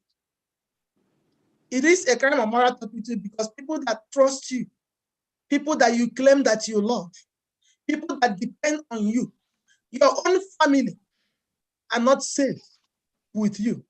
How then is someone out there safe with you? That's how we look at it. So these are some of the consequences of domestic violence. You could have protective orders against you. You know how it is, what it is to have protective order. That's something you probably will not be able to get away from. If you end up in jail, you may lose your children. You may not see them again because some judges do not want to give you visitation rights when you are, a violent person. They don't. You may not be able to, go back to your job. You may not be able to do anything with your life. Because of what? Because you couldn't control your anger. So if you are in such a situation, get counseling. Go to anger management. Do something with yourself that will help you to have a healthy relationship with your partner, a healthy relationship with your family members, a healthy relationship with your domestic staff. Some of us think that if somebody is a house girl or a nanny, they don't deserve any regard. This is most especially for those of us that live in Africa. But that's not the case. There are consequences, even in Nigeria, there are consequences for domestic violence. They may not be enforced the way we enforce them in the US, but there are consequences for domestic violence. It's never encouraged, it's a bad thing. And it can lead to life imprisonment or death, especially if you have killed somebody. So those are the consequences of domestic violence that we must avoid. Wow, that is so serious. Now, let me narrow it down to the one that actually rocks everyone, man, woman, is about immigration status and paper. The man is the one that is applying for the woman's status, naturalization. The woman is been living with him 10 years. All of a sudden, there's a problem. The man doesn't want to continue filing. The woman is grounded to the next 4 years, and vice versa. It could be the woman as well filing, and the woman goes, I'm not going further to file because I don't even trust you. And these two people, man or woman involved, they are hanging. They can't even go get a job because they don't have paper, and going home might not be an option. You cannot believe it, but there are so many people like that, like just waiting to either get deported officially or facing a fight with an unknown future. So I know you must have seen quite a lot of that going to court. Now, when a case is hanging like that, what option does that person have, man or woman? Well, I'm glad that you asked that question, because that's why the Violence Against Women's Act was enacted. Even though the law says violence against women, it also includes violence against men. Men also get abused if they are immigrant men too. So this law helps people in the situation that you have talked about to escape and still get their papers on their own. It's called self-petitioning. They don't need a spouse anymore. There are several ways you can come to the US, but you have to have a sponsor, right? Mm-hmm. But this law dealt away with the need for a sponsor. So it's self-sponsoring. You can sponsor yourself. If you are in an abusive relationship and somebody is holding the green card or the permanent residency over your head and treating you like nobody, degrading you, threatening you, beating you, controlling you, manipulating you, intimidating you, stalking you, you can get out. The whole point of all the things that we've been talking about today is that there is always an escape route. Get out. When you get out, go visit with some lawyers. There are some legal clinic lawyers that can see you for free because you may not have a lot of money.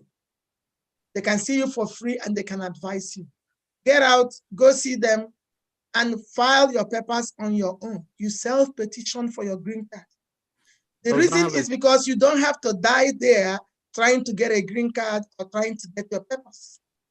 I know that every law will always have condition and criteria. Does they have a time limit, like you've spent 5 years or 2 years minimum in such a relationship and the other evidence that goes with it? If you marry the man today and you leave the courthouse and they beat you that night, you are qualified. You don't have to wait until you have suffered abuse for a number of years before you complain. And that's number one. Then number two out of it is that if you cannot stand the abuse and you divorce yourself from this particular spouse, as long as you file this petition within 1 year of your divorce, you can also qualify. So they made it easy because they know immigrant people were dying in droves because they were waiting to get their papers. So this law came into effect to elevate such suffering and make you to be able to self-petition for yourself. Wow. Right, the next follow-up on that will be going to Nikita Citizen. As a pastor of a church, if I have to bring my girlfriend to you for marriage, or a girl brings a man for marriage, you know, we're trying to stop a broken home, because getting married and then at the end of the day, you realize, oh, he's violent or the lady's violent.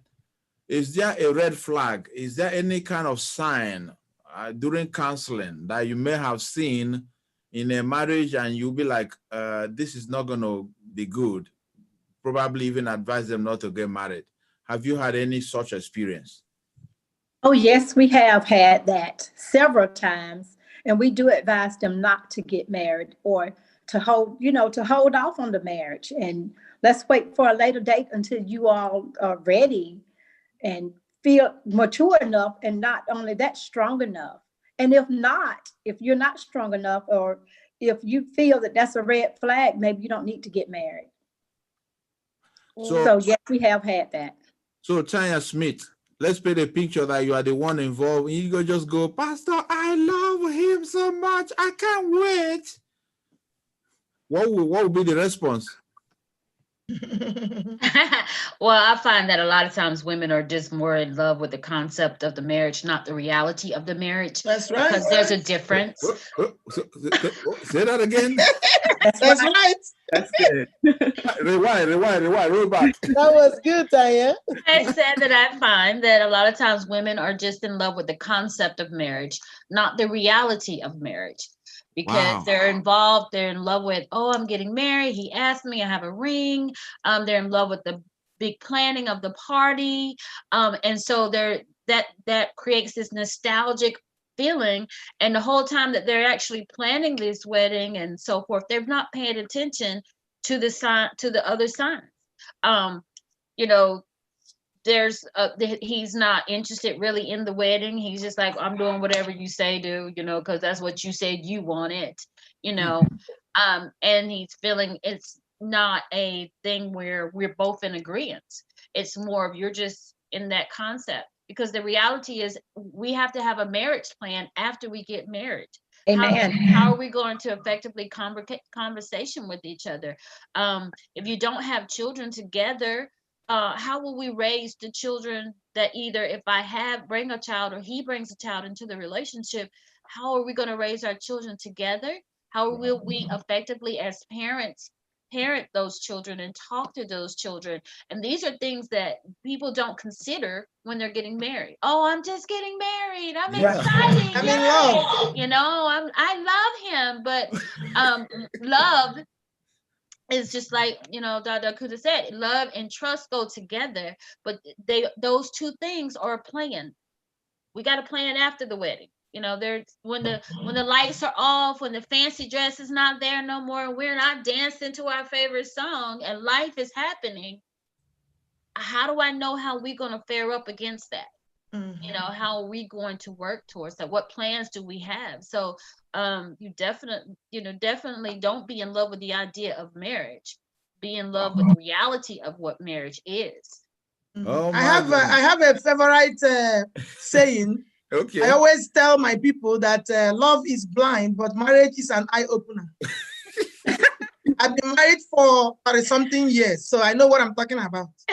But what I wanted to share is a story that is going to help with what Tanya said. Okay. When the very first time I came to the United States to join my husband, we had to go to a marriage counseling session of a woman and her husband that are having issues. You won't believe that this woman, before she even came to join her husband, has lost 2 pregnancies through domestic violence. And she still followed this man across the ocean to this place. We used to live in Arkansas, Little Rock, Arkansas at the time.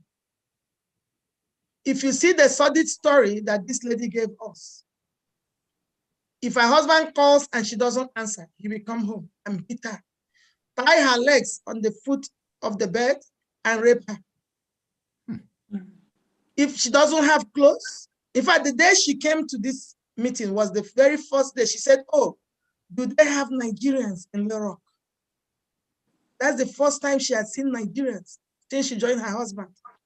She was totally isolated in her house.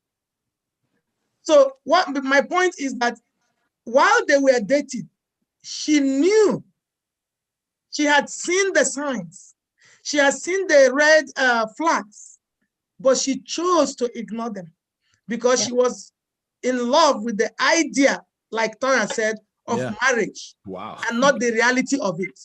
If you have lost 2 pregnancies while you are engaged to this man because he beat you and you rolled down the staircase, what in God's name made you think that if he brought you to a foreign country where you know only him, he will now become loving and Prince Charming to you? So those are the things that we choose to ignore. Those things, the signs are always there, always, but we choose to ignore them, and that is the problem. Kinsley, let me add something to that. Great. I was just going to call on you. Yeah, go ahead. I like what Dr. Opera said. I always say this in my videos. Love is really blind, but marriage will open those eyes real wide open. Because one thing I tell people, I tell my clients, and I tell my children, you cannot love with your head. Please. Don't love with your head. You love with your heart and you think with your head. With the head. Because the head is meant for thinking. So when you take the love for the heart and put it in the head, then you can't think with your heart. So you're stuck. But you have to love with the heart and then keep your head. Like Nigerians will always say, shine your eyes. Keep your eyes open, shine your eyes and see the red flags. Like Dr. Press said, we see the signs, but we don't want to acknowledge them. Because when I'm dating you, we are engaged. And every time you get angry, you will stop the car, tell me to open the door and walk home.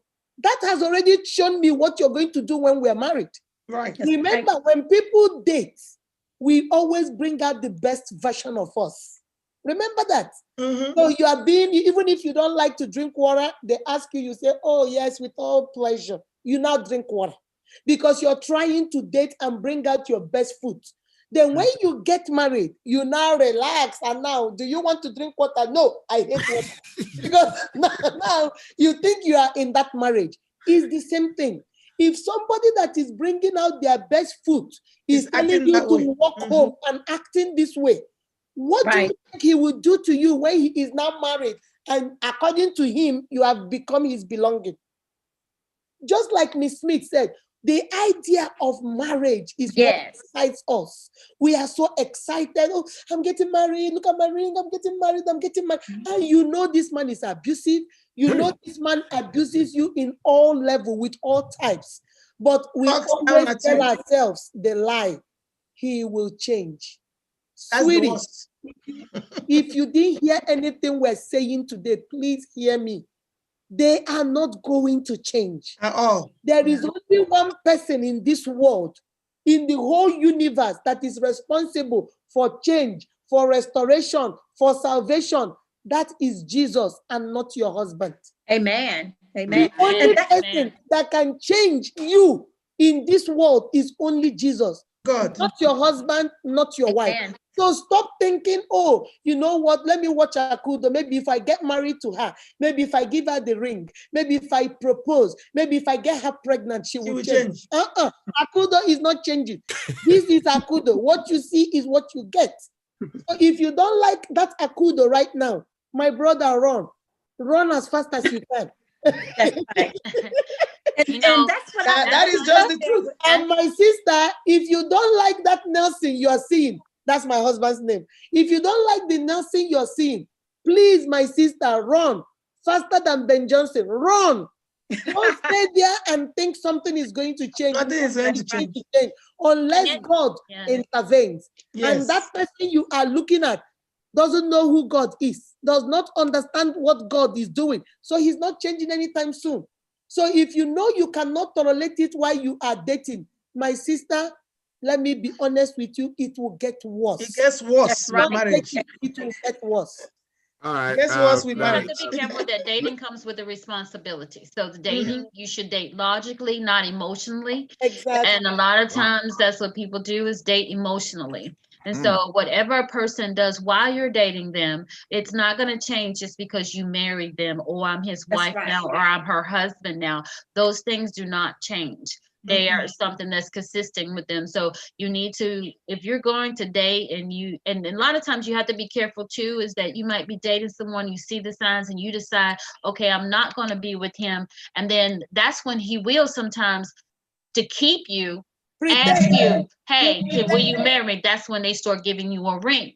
So, and then that's when women will start saying, oh, okay, well, he loves me.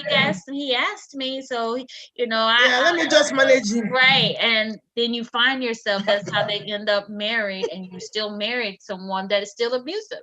So you still want to be careful about why he's asking you to marry, why she is pushing the marriage, or, you know, so forth. But dating comes with logic. You have to date responsibly. And you need to have a dating plan. Like, how does this person communicate with me? How do they meet me spiritually? And just because a man or woman say they go to church, you need to know how the word actually applies in their life. Right. That's another deceit. And that's what. That's another deceit out there. Yes, Miss Citizen. Yeah, go ahead, Citizen. Yeah, continue. just before Pastor John and I got married, he got down on one knee and said, Nikita, will you marry me in front of my mom? And I looked at him and I said, before I say yes or before I say no, God will always be first in my life. And that's the only way that a marriage is going to work.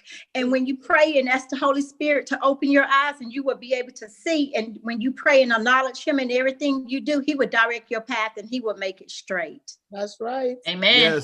Yes, Miss Citizen, you know, like you said before you got married, yeah, he knelt down before your mom. But guess what? The new normal now, people are dating and even engaging on phone transmission on Zoom. No. Yeah. Another funny thing is, if you leave me, I will die. Yeah, exactly. Nobody is dying. Nobody is The only dying. person that will die is you if you don't leave. Yep. The But discussion be is careful really, of these words. You're the love of my life. Be careful when someone says that. I can't live without you, but yet I bet on you. I'm coming to you, Rashika, but let me start from telling Tanya Smith. Tanya, you have dropped some words here that's really inspiring. You say something about dating logically and responsibly, not just emotionally. Yes. And then you talked about concept of marriage, not just the reality of it and stuff like that. You need to write a book, if I have to advise you on that. Maybe she has one. The book Well, will I actually do have a book out, but it's a devotional book, yes. Okay, see, awesome. Now, Rashika, you see, it may be hard for you to connect to this thing we're talking about immigration, because I believe you are born and raised here. But us coming from another continent to here, it is a big, big deal. You know, hanging to get your papers, leaving everything you have behind, coming over to the US or France. Immigrants are everywhere. Now, I want to ask you a question. Do we love to marry, or we marry to love? From your own experience, connect it with what we're discussing now. Because you know why I ask you that? There is a man that I know, he's dead now, gone, may his soul rest in peace. We used to go to the same church, and my closeness to the pastor made me to I was with the pastor one afternoon when the guy was just telling pastor, like, he's not feeling okay. What happened? I just finished talking to my fiancée in Nigeria. And the pastor, like, you know, Madam Citizen said, sometimes they tell couples, hey, doesn't look like it's going to be a good marriage. The pastor told him, this lady that you talk to and you have a blood pressure is the same lady that you want to bring over here. I think he's going to kill you when she comes over here.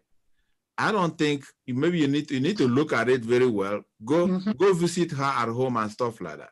The guy did not hear. She proceeded. She came over here, was like a year after. High blood pressure, heart attack. The guy was done and buried. May his soul rest in peace. But again, going back to what I said, Rashika, do we love to get married, or we married to be loved? Well, I think, and definitely not an expert on immigrants, but I think it goes back to what Tanya said. And there probably are situations where people are looking to relocate, and they will love to be married, not necessarily be married and be in love.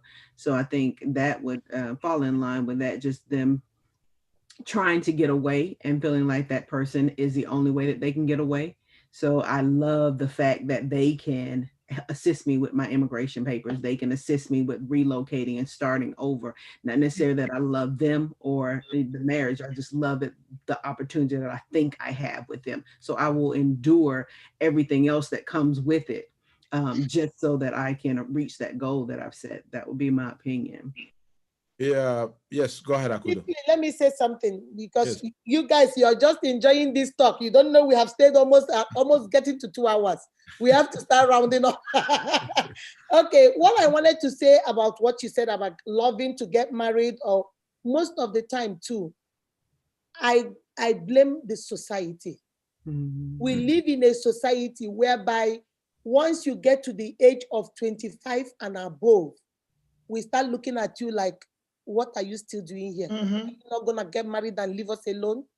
You know, I don't know about the American culture, but where I come from in Africa, you know, our African continent, the whole of African continent, we look at our ladies from 25 years old.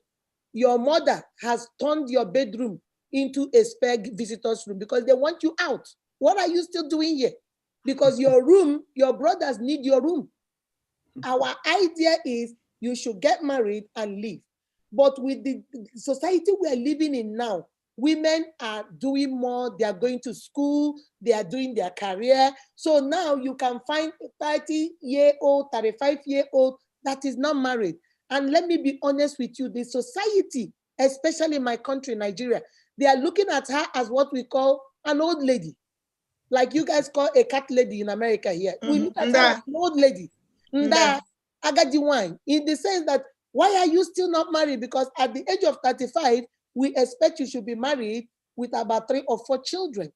So the society put that much pressure on our ladies that whoever that looks at their way, even if he's beating them, even if he's cussing them out, I don't care. I need to leave. I need to get married and leave. And most women, I've had them come into my DM and tell me, I don't really want to be married, like be married. I just want to do it, let everybody know I'm married, then maybe get pregnant, have a child, and the man can go. Really, most people, this is their agenda. I just want to do a big wedding, let everybody know I'm married, get pregnant. I don't want to have children out of wedlock, maybe have 1 or 2 children, and then I'll go divorce the man. I don't want him. So the society plays a part. But with men, you can see a 40-year-old man that is still looking like he's acting like he's 17. 50 years old. 50 years. And all the women, he has 5, 6, 7 women lined up. And people are still trying to beg him, nah, when are you getting married now? But the woman that is doing that is looked at, what are you doing? Go get married. So I think the society is what creates in us this idea that we need to be married, whether we love him. So we neglect the red signs. We ignore the red flag, everything we see, we push it to the background because our focus is to get married, get out, have a big wedding. Today, this generation, they love big weddings. They can spend 50 million on wedding and then go back and have no food in the house. They don't care about that. All they know is you must see their wedding is going to be large. It's going to be on Zoom. It's going to be seen all over the world. And then after the wedding, you ask them, like Smith said, you have to plan you have to have a plan for the marriage. Now, when you ask them after this wedding, you have spent 6 months planning this wedding. After this wedding, what are we going to do? They tell you, I don't know. I've had so many of them tell me, I don't know. We'll begin to live together because they don't know. They just want the extravagance, the sophistication and everything that comes with it. So I think the society plays a part. The society plays, and then most single girls, I'm going to advocate for them too. They go through a lot in the sense that we put a lot of judgment on them. If I go somewhere, there are some married women, let's say, let me use myself as an example. I go somewhere with my husband, and then Miss Smith is not married. She comes over there and is nice to us. And I begin to look at her like, what is she doing? Does she want my husband? Already, I have labeled her a husband snatcher. I've labeled her the side chick when she is not even interested in my man.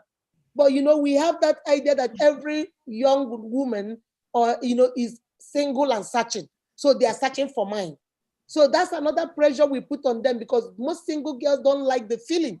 I was talking to one lady and she told me, she said, Miss Unique, I am the typical stereotype of a husband snatcher. I said, what? She said, yes. Nobody likes me around their husbands. My friends don't like me around because they think I'm going to snatch them. Why? Because she's single. So when that kind of a person feels that, then what will she do? Whoever comes her way and say, I love you past my mother, you are the only sugar in my tea, you are the only white on my rice, they will follow. Even if they see the signs, they will go because that's all they are looking for. Kisley, we have to round up. Before you round up, I wanted to have an offshoot on what you said. Another thing that is an issue, since you mentioned society, is because of the way we look at marriage.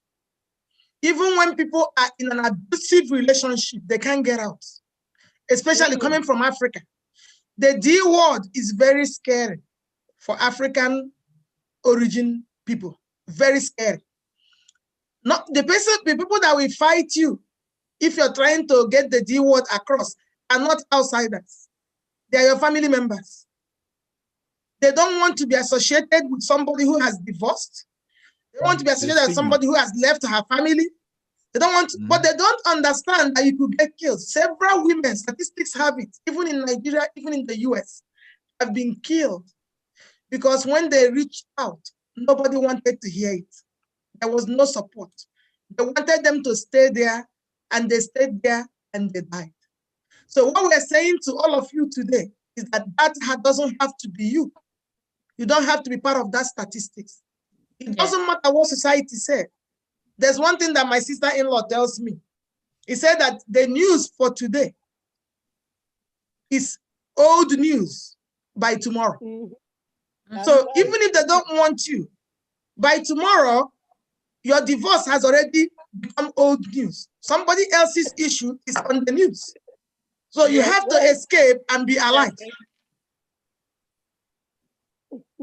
Dr. Ikadi, Kisley, is Ikadi on the line? So she can... Not yet. I did send her a text. I said, are you there? She hasn't responded, but we will move on to the next on the segment.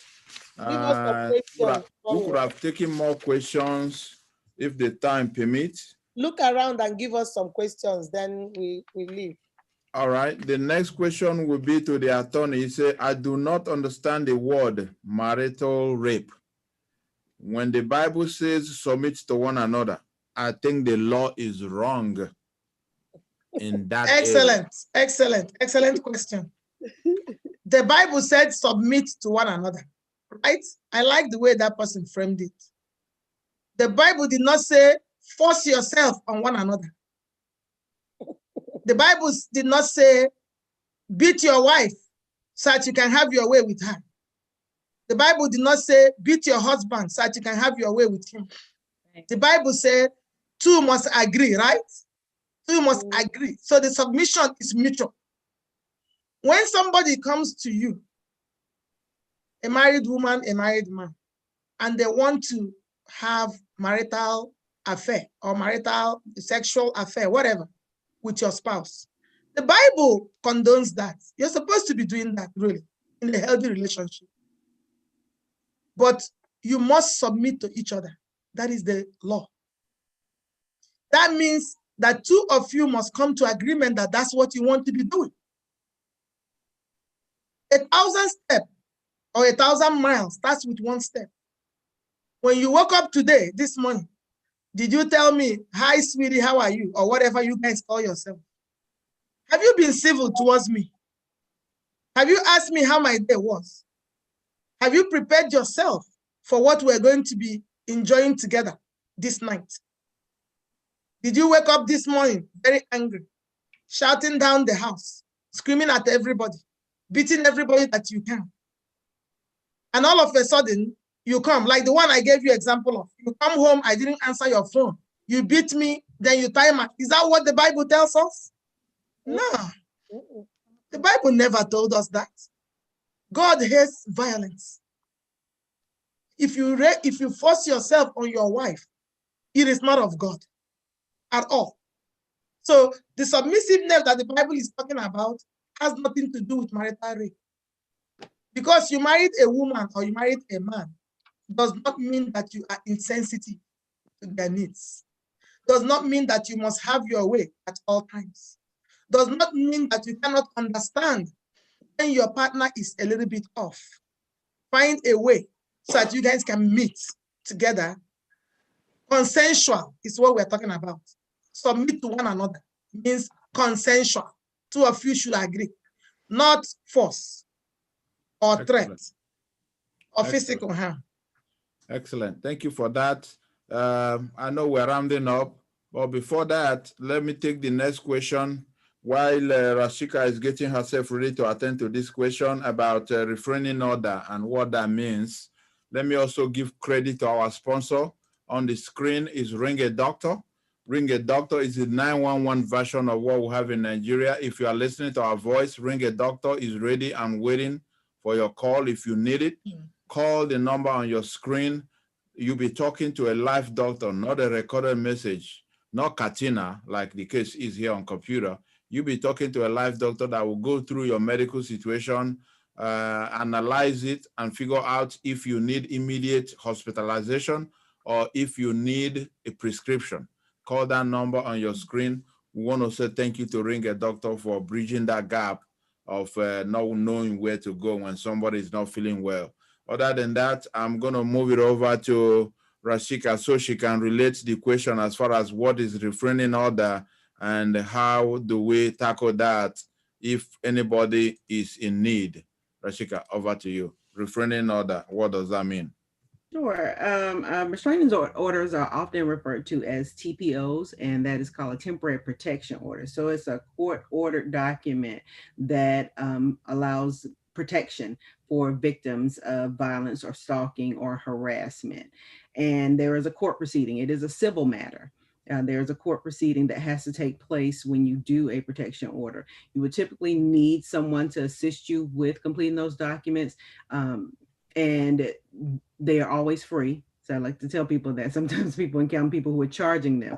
No, you find places in your area that will assist you for free to do a temporary protection order. You can contact, again, local sheriff's department or the local court system in your area or your county. But since they are civil matters, they do have to be filed in the county in which the person resides. Now, since it is a civil matter, you do have to provide information. So you do have to have the offender's address and things of that nature so that the order can be presented to the judge. But after the court proceeding, if the judge decides to grant the order based on the evidence presented, then the abuser will be required to stay at least 100 yards away from you, no matter where you are. And you also can include your children. And oftentimes, once orders have been granted, we assist people with telling them to, take those orders to the schools and let the schools know that that parent or can no longer pick up the children. So you can use those documents to secure your security throughout your actual community. But it is a court proceeding, and it is a document that requires that that person stay 100 yards from you, and they can't contact you, and they can't contact you through third party. They can't, that means social media. They can't tell someone else to tell you a message. All of that, it offers that level of protection. Excellent, excellent, excellent. Tony Ijoma, can you kind of piggyback on that? Refraining order, what does that mean? Who gets it? What is it for? While Ms. Akudo will be getting ready for the unique giveaway, Dr. Mrs. Ijoma, please throw more light on refraining order.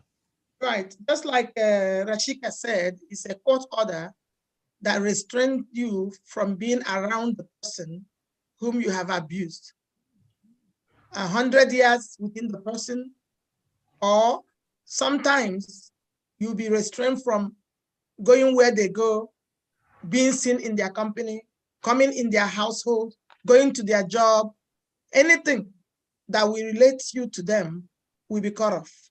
So, but it's a court order that you have to file in court, like she said, and the judge will issue the order. There are certain criteria that you have to meet to show that that is necessary. But most of them is if there is danger, if you fear for your life, if you are in danger, the lives of your children are in danger, those kind of things, and the judge will pay you attention and put a restraining order. But you have to understand one thing that I must say today. As much protection as the restraining order gives you, do not think that restraining order will stop an abuser. Mm-hmm. You have to have plan B in addition to your restraining order. Because when these people are acting like crazy people, they don't follow the law, really. So you have to be safe. So the first thing is safe, then restraining order. Restraining order alone does not correct. That's all I wanted to say. You have to have a plan B or how to escape and be safe. Absolutely. Oh, excellent, excellent. Dr. Mrs. Akudo, I believe you're ready for the unique giveaway. Well, I'm ready. It was supposed to be a lot of people coming in. Most of the people followed the instruction, but they didn't follow it to the end. They were supposed to do a 2 to 3 minute video telling us how they are survivors, what they went through, how they came out of it, and what they are doing now. Most of them wrote me an email telling me their stories. I wrote back to all of them telling them, can you please put it in a video format? But they still did not, except one person. So I don't know whether you have the video so everybody can watch it. Then I'll tell her what she won if she's watching. Yes, video will be coming in a second on the screen. Let me see if we can get the roll. Let's go here, right there. Okay, can we hear her? No, we can't. No, but we can see her. Okay, hold on.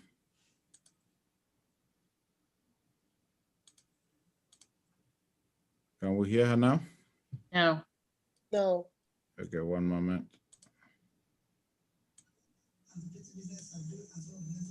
Can we hear her now? Just a tad, a little bit up. Raise the volume. No.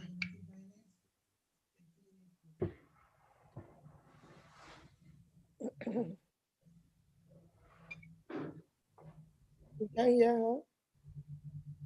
Let me see if I can get it here.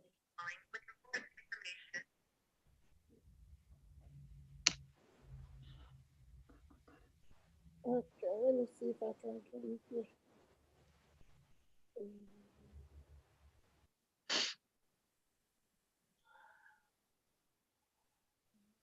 Do you have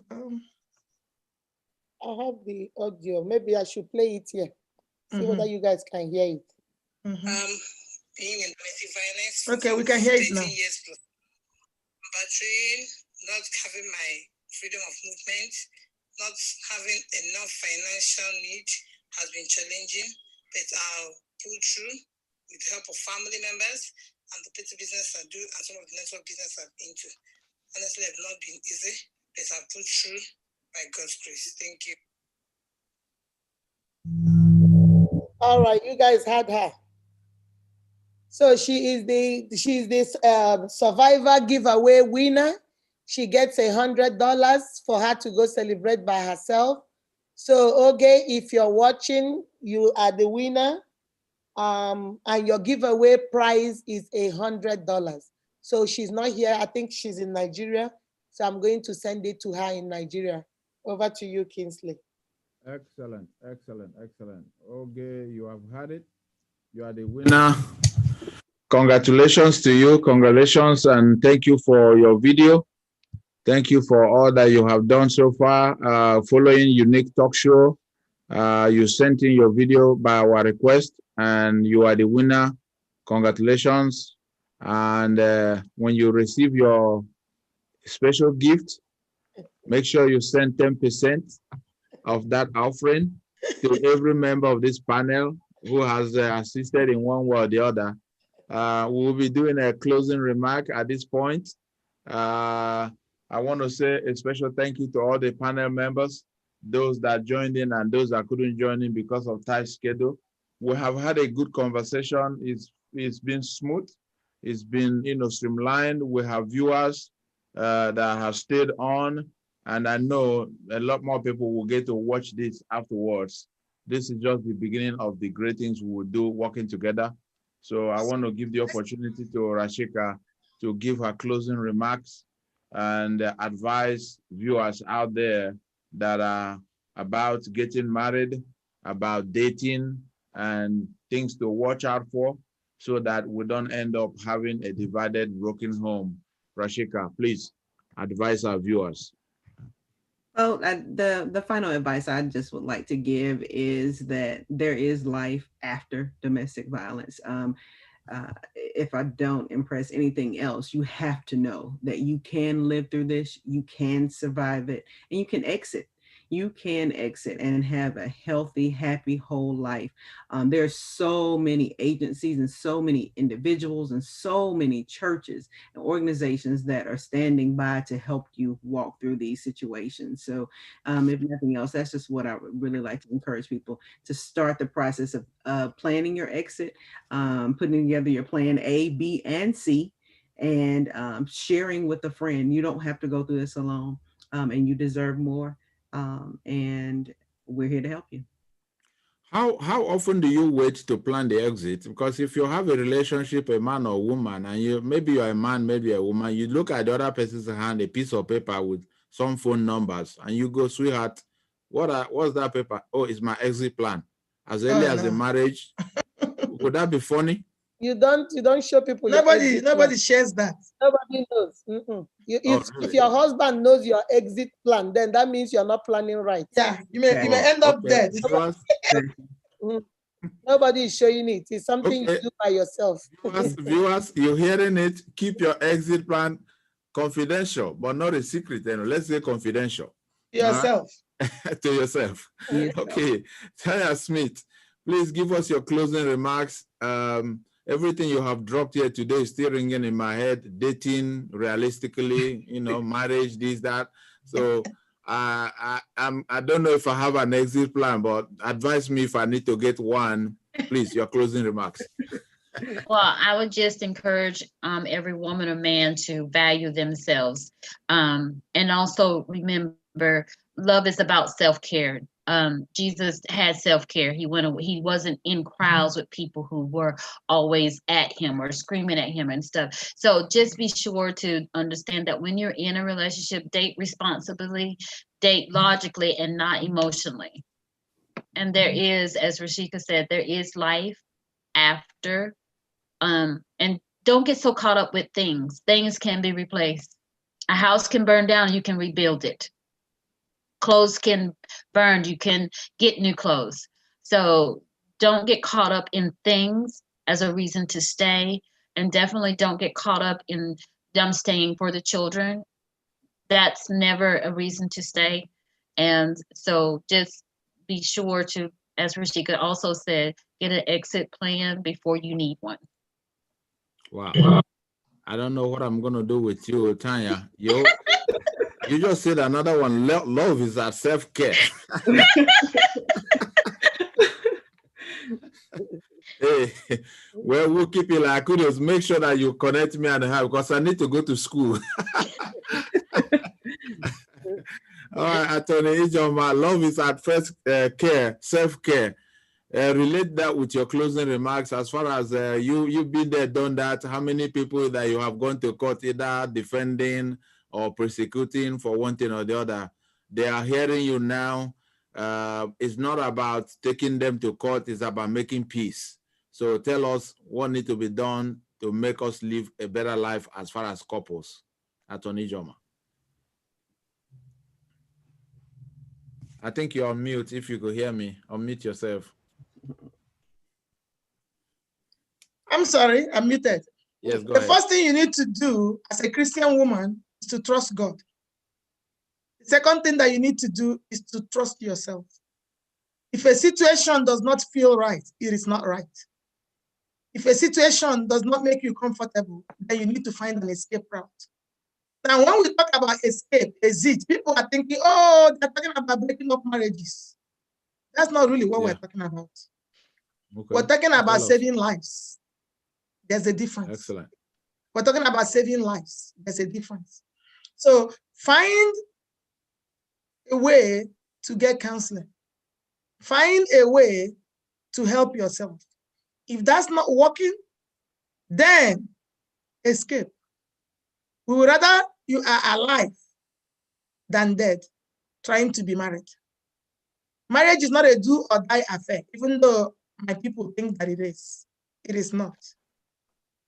Like Rashika said, there is life after abuse. It's difficult. We're not trying to make it light because we know it's difficult, but you can pick up the pieces. Retrain yourself. Become independent. Take care of your own. They say that self-preservation is the first law. First, preserve yourself. When you love yourself, then you will have room to love others. You cannot love others when you have no love for yourself. And you cannot love yourself and remain in an abusive relationship where somebody beats you, treats you like nobody, downs on you, calls you names, intimidates you, manipulates you, make you feel worse than any human being that you know, depressed. No, that is not what God has in store for us. I bring this up because I have had this several. Oh, God does not like divorce. True that. But God does not like violence either. God does not even want you to do verbal abuse because He said you should watch your tongue and watch what comes out of your tongue. So if He doesn't like verbal abuse, how will He now like physical abuse? He said you should love your partner like Christ loved the church and gave His life for it. Do you understand the type of love we're talking about? We're talking about unconditional love. We're talking about love that you will kill yourself. You would rather die than see this person suffer.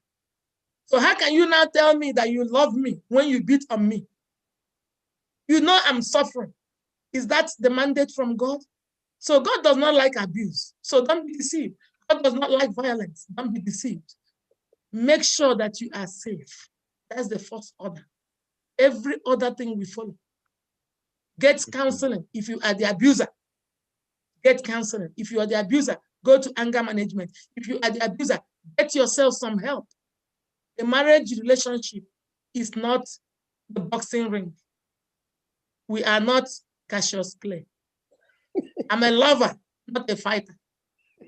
I leave you with that. Excellent. Thank you. A marriage relationship is not a boxing ring. No. That's a take home. Dr. Mrs. Akudo relates a marriage is not a boxing ring to everything about unique talk show, everything about domestic violence. This is a topic that is so there in your heart. There is also a question. Somebody said, why are you so peculiar and interested in that topic? Is this something that you have experienced or a relative of yours have gone through? So this is your moment. Tell us everything about domestic violence, your closing remarks.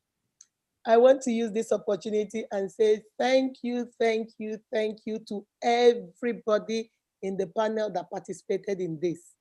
Those of you that know we do this, face to face, we gather, we eat, we have the saxophone guy, we have music and everything. But unfortunately, because of C19, we couldn't do it.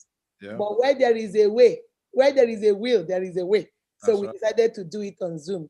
I want to say thank you to you, Kingsley, for moderating this, coming with your funny self. Thank you to all the legal minds. And I always promise you guys, my uniques, whenever I come to Real Talk with Unique, I always bring the best in the field. That's right. I always bring people that know what they're doing, people that not just talk the talk, but they also walk the walk. That's right. I know that so many of you are saying, you're texting and saying, oh my God, this is so amazing, this is so good. Yes, the essence of this is to create awareness. If you don't take anything from this meeting, I want you to take the key points.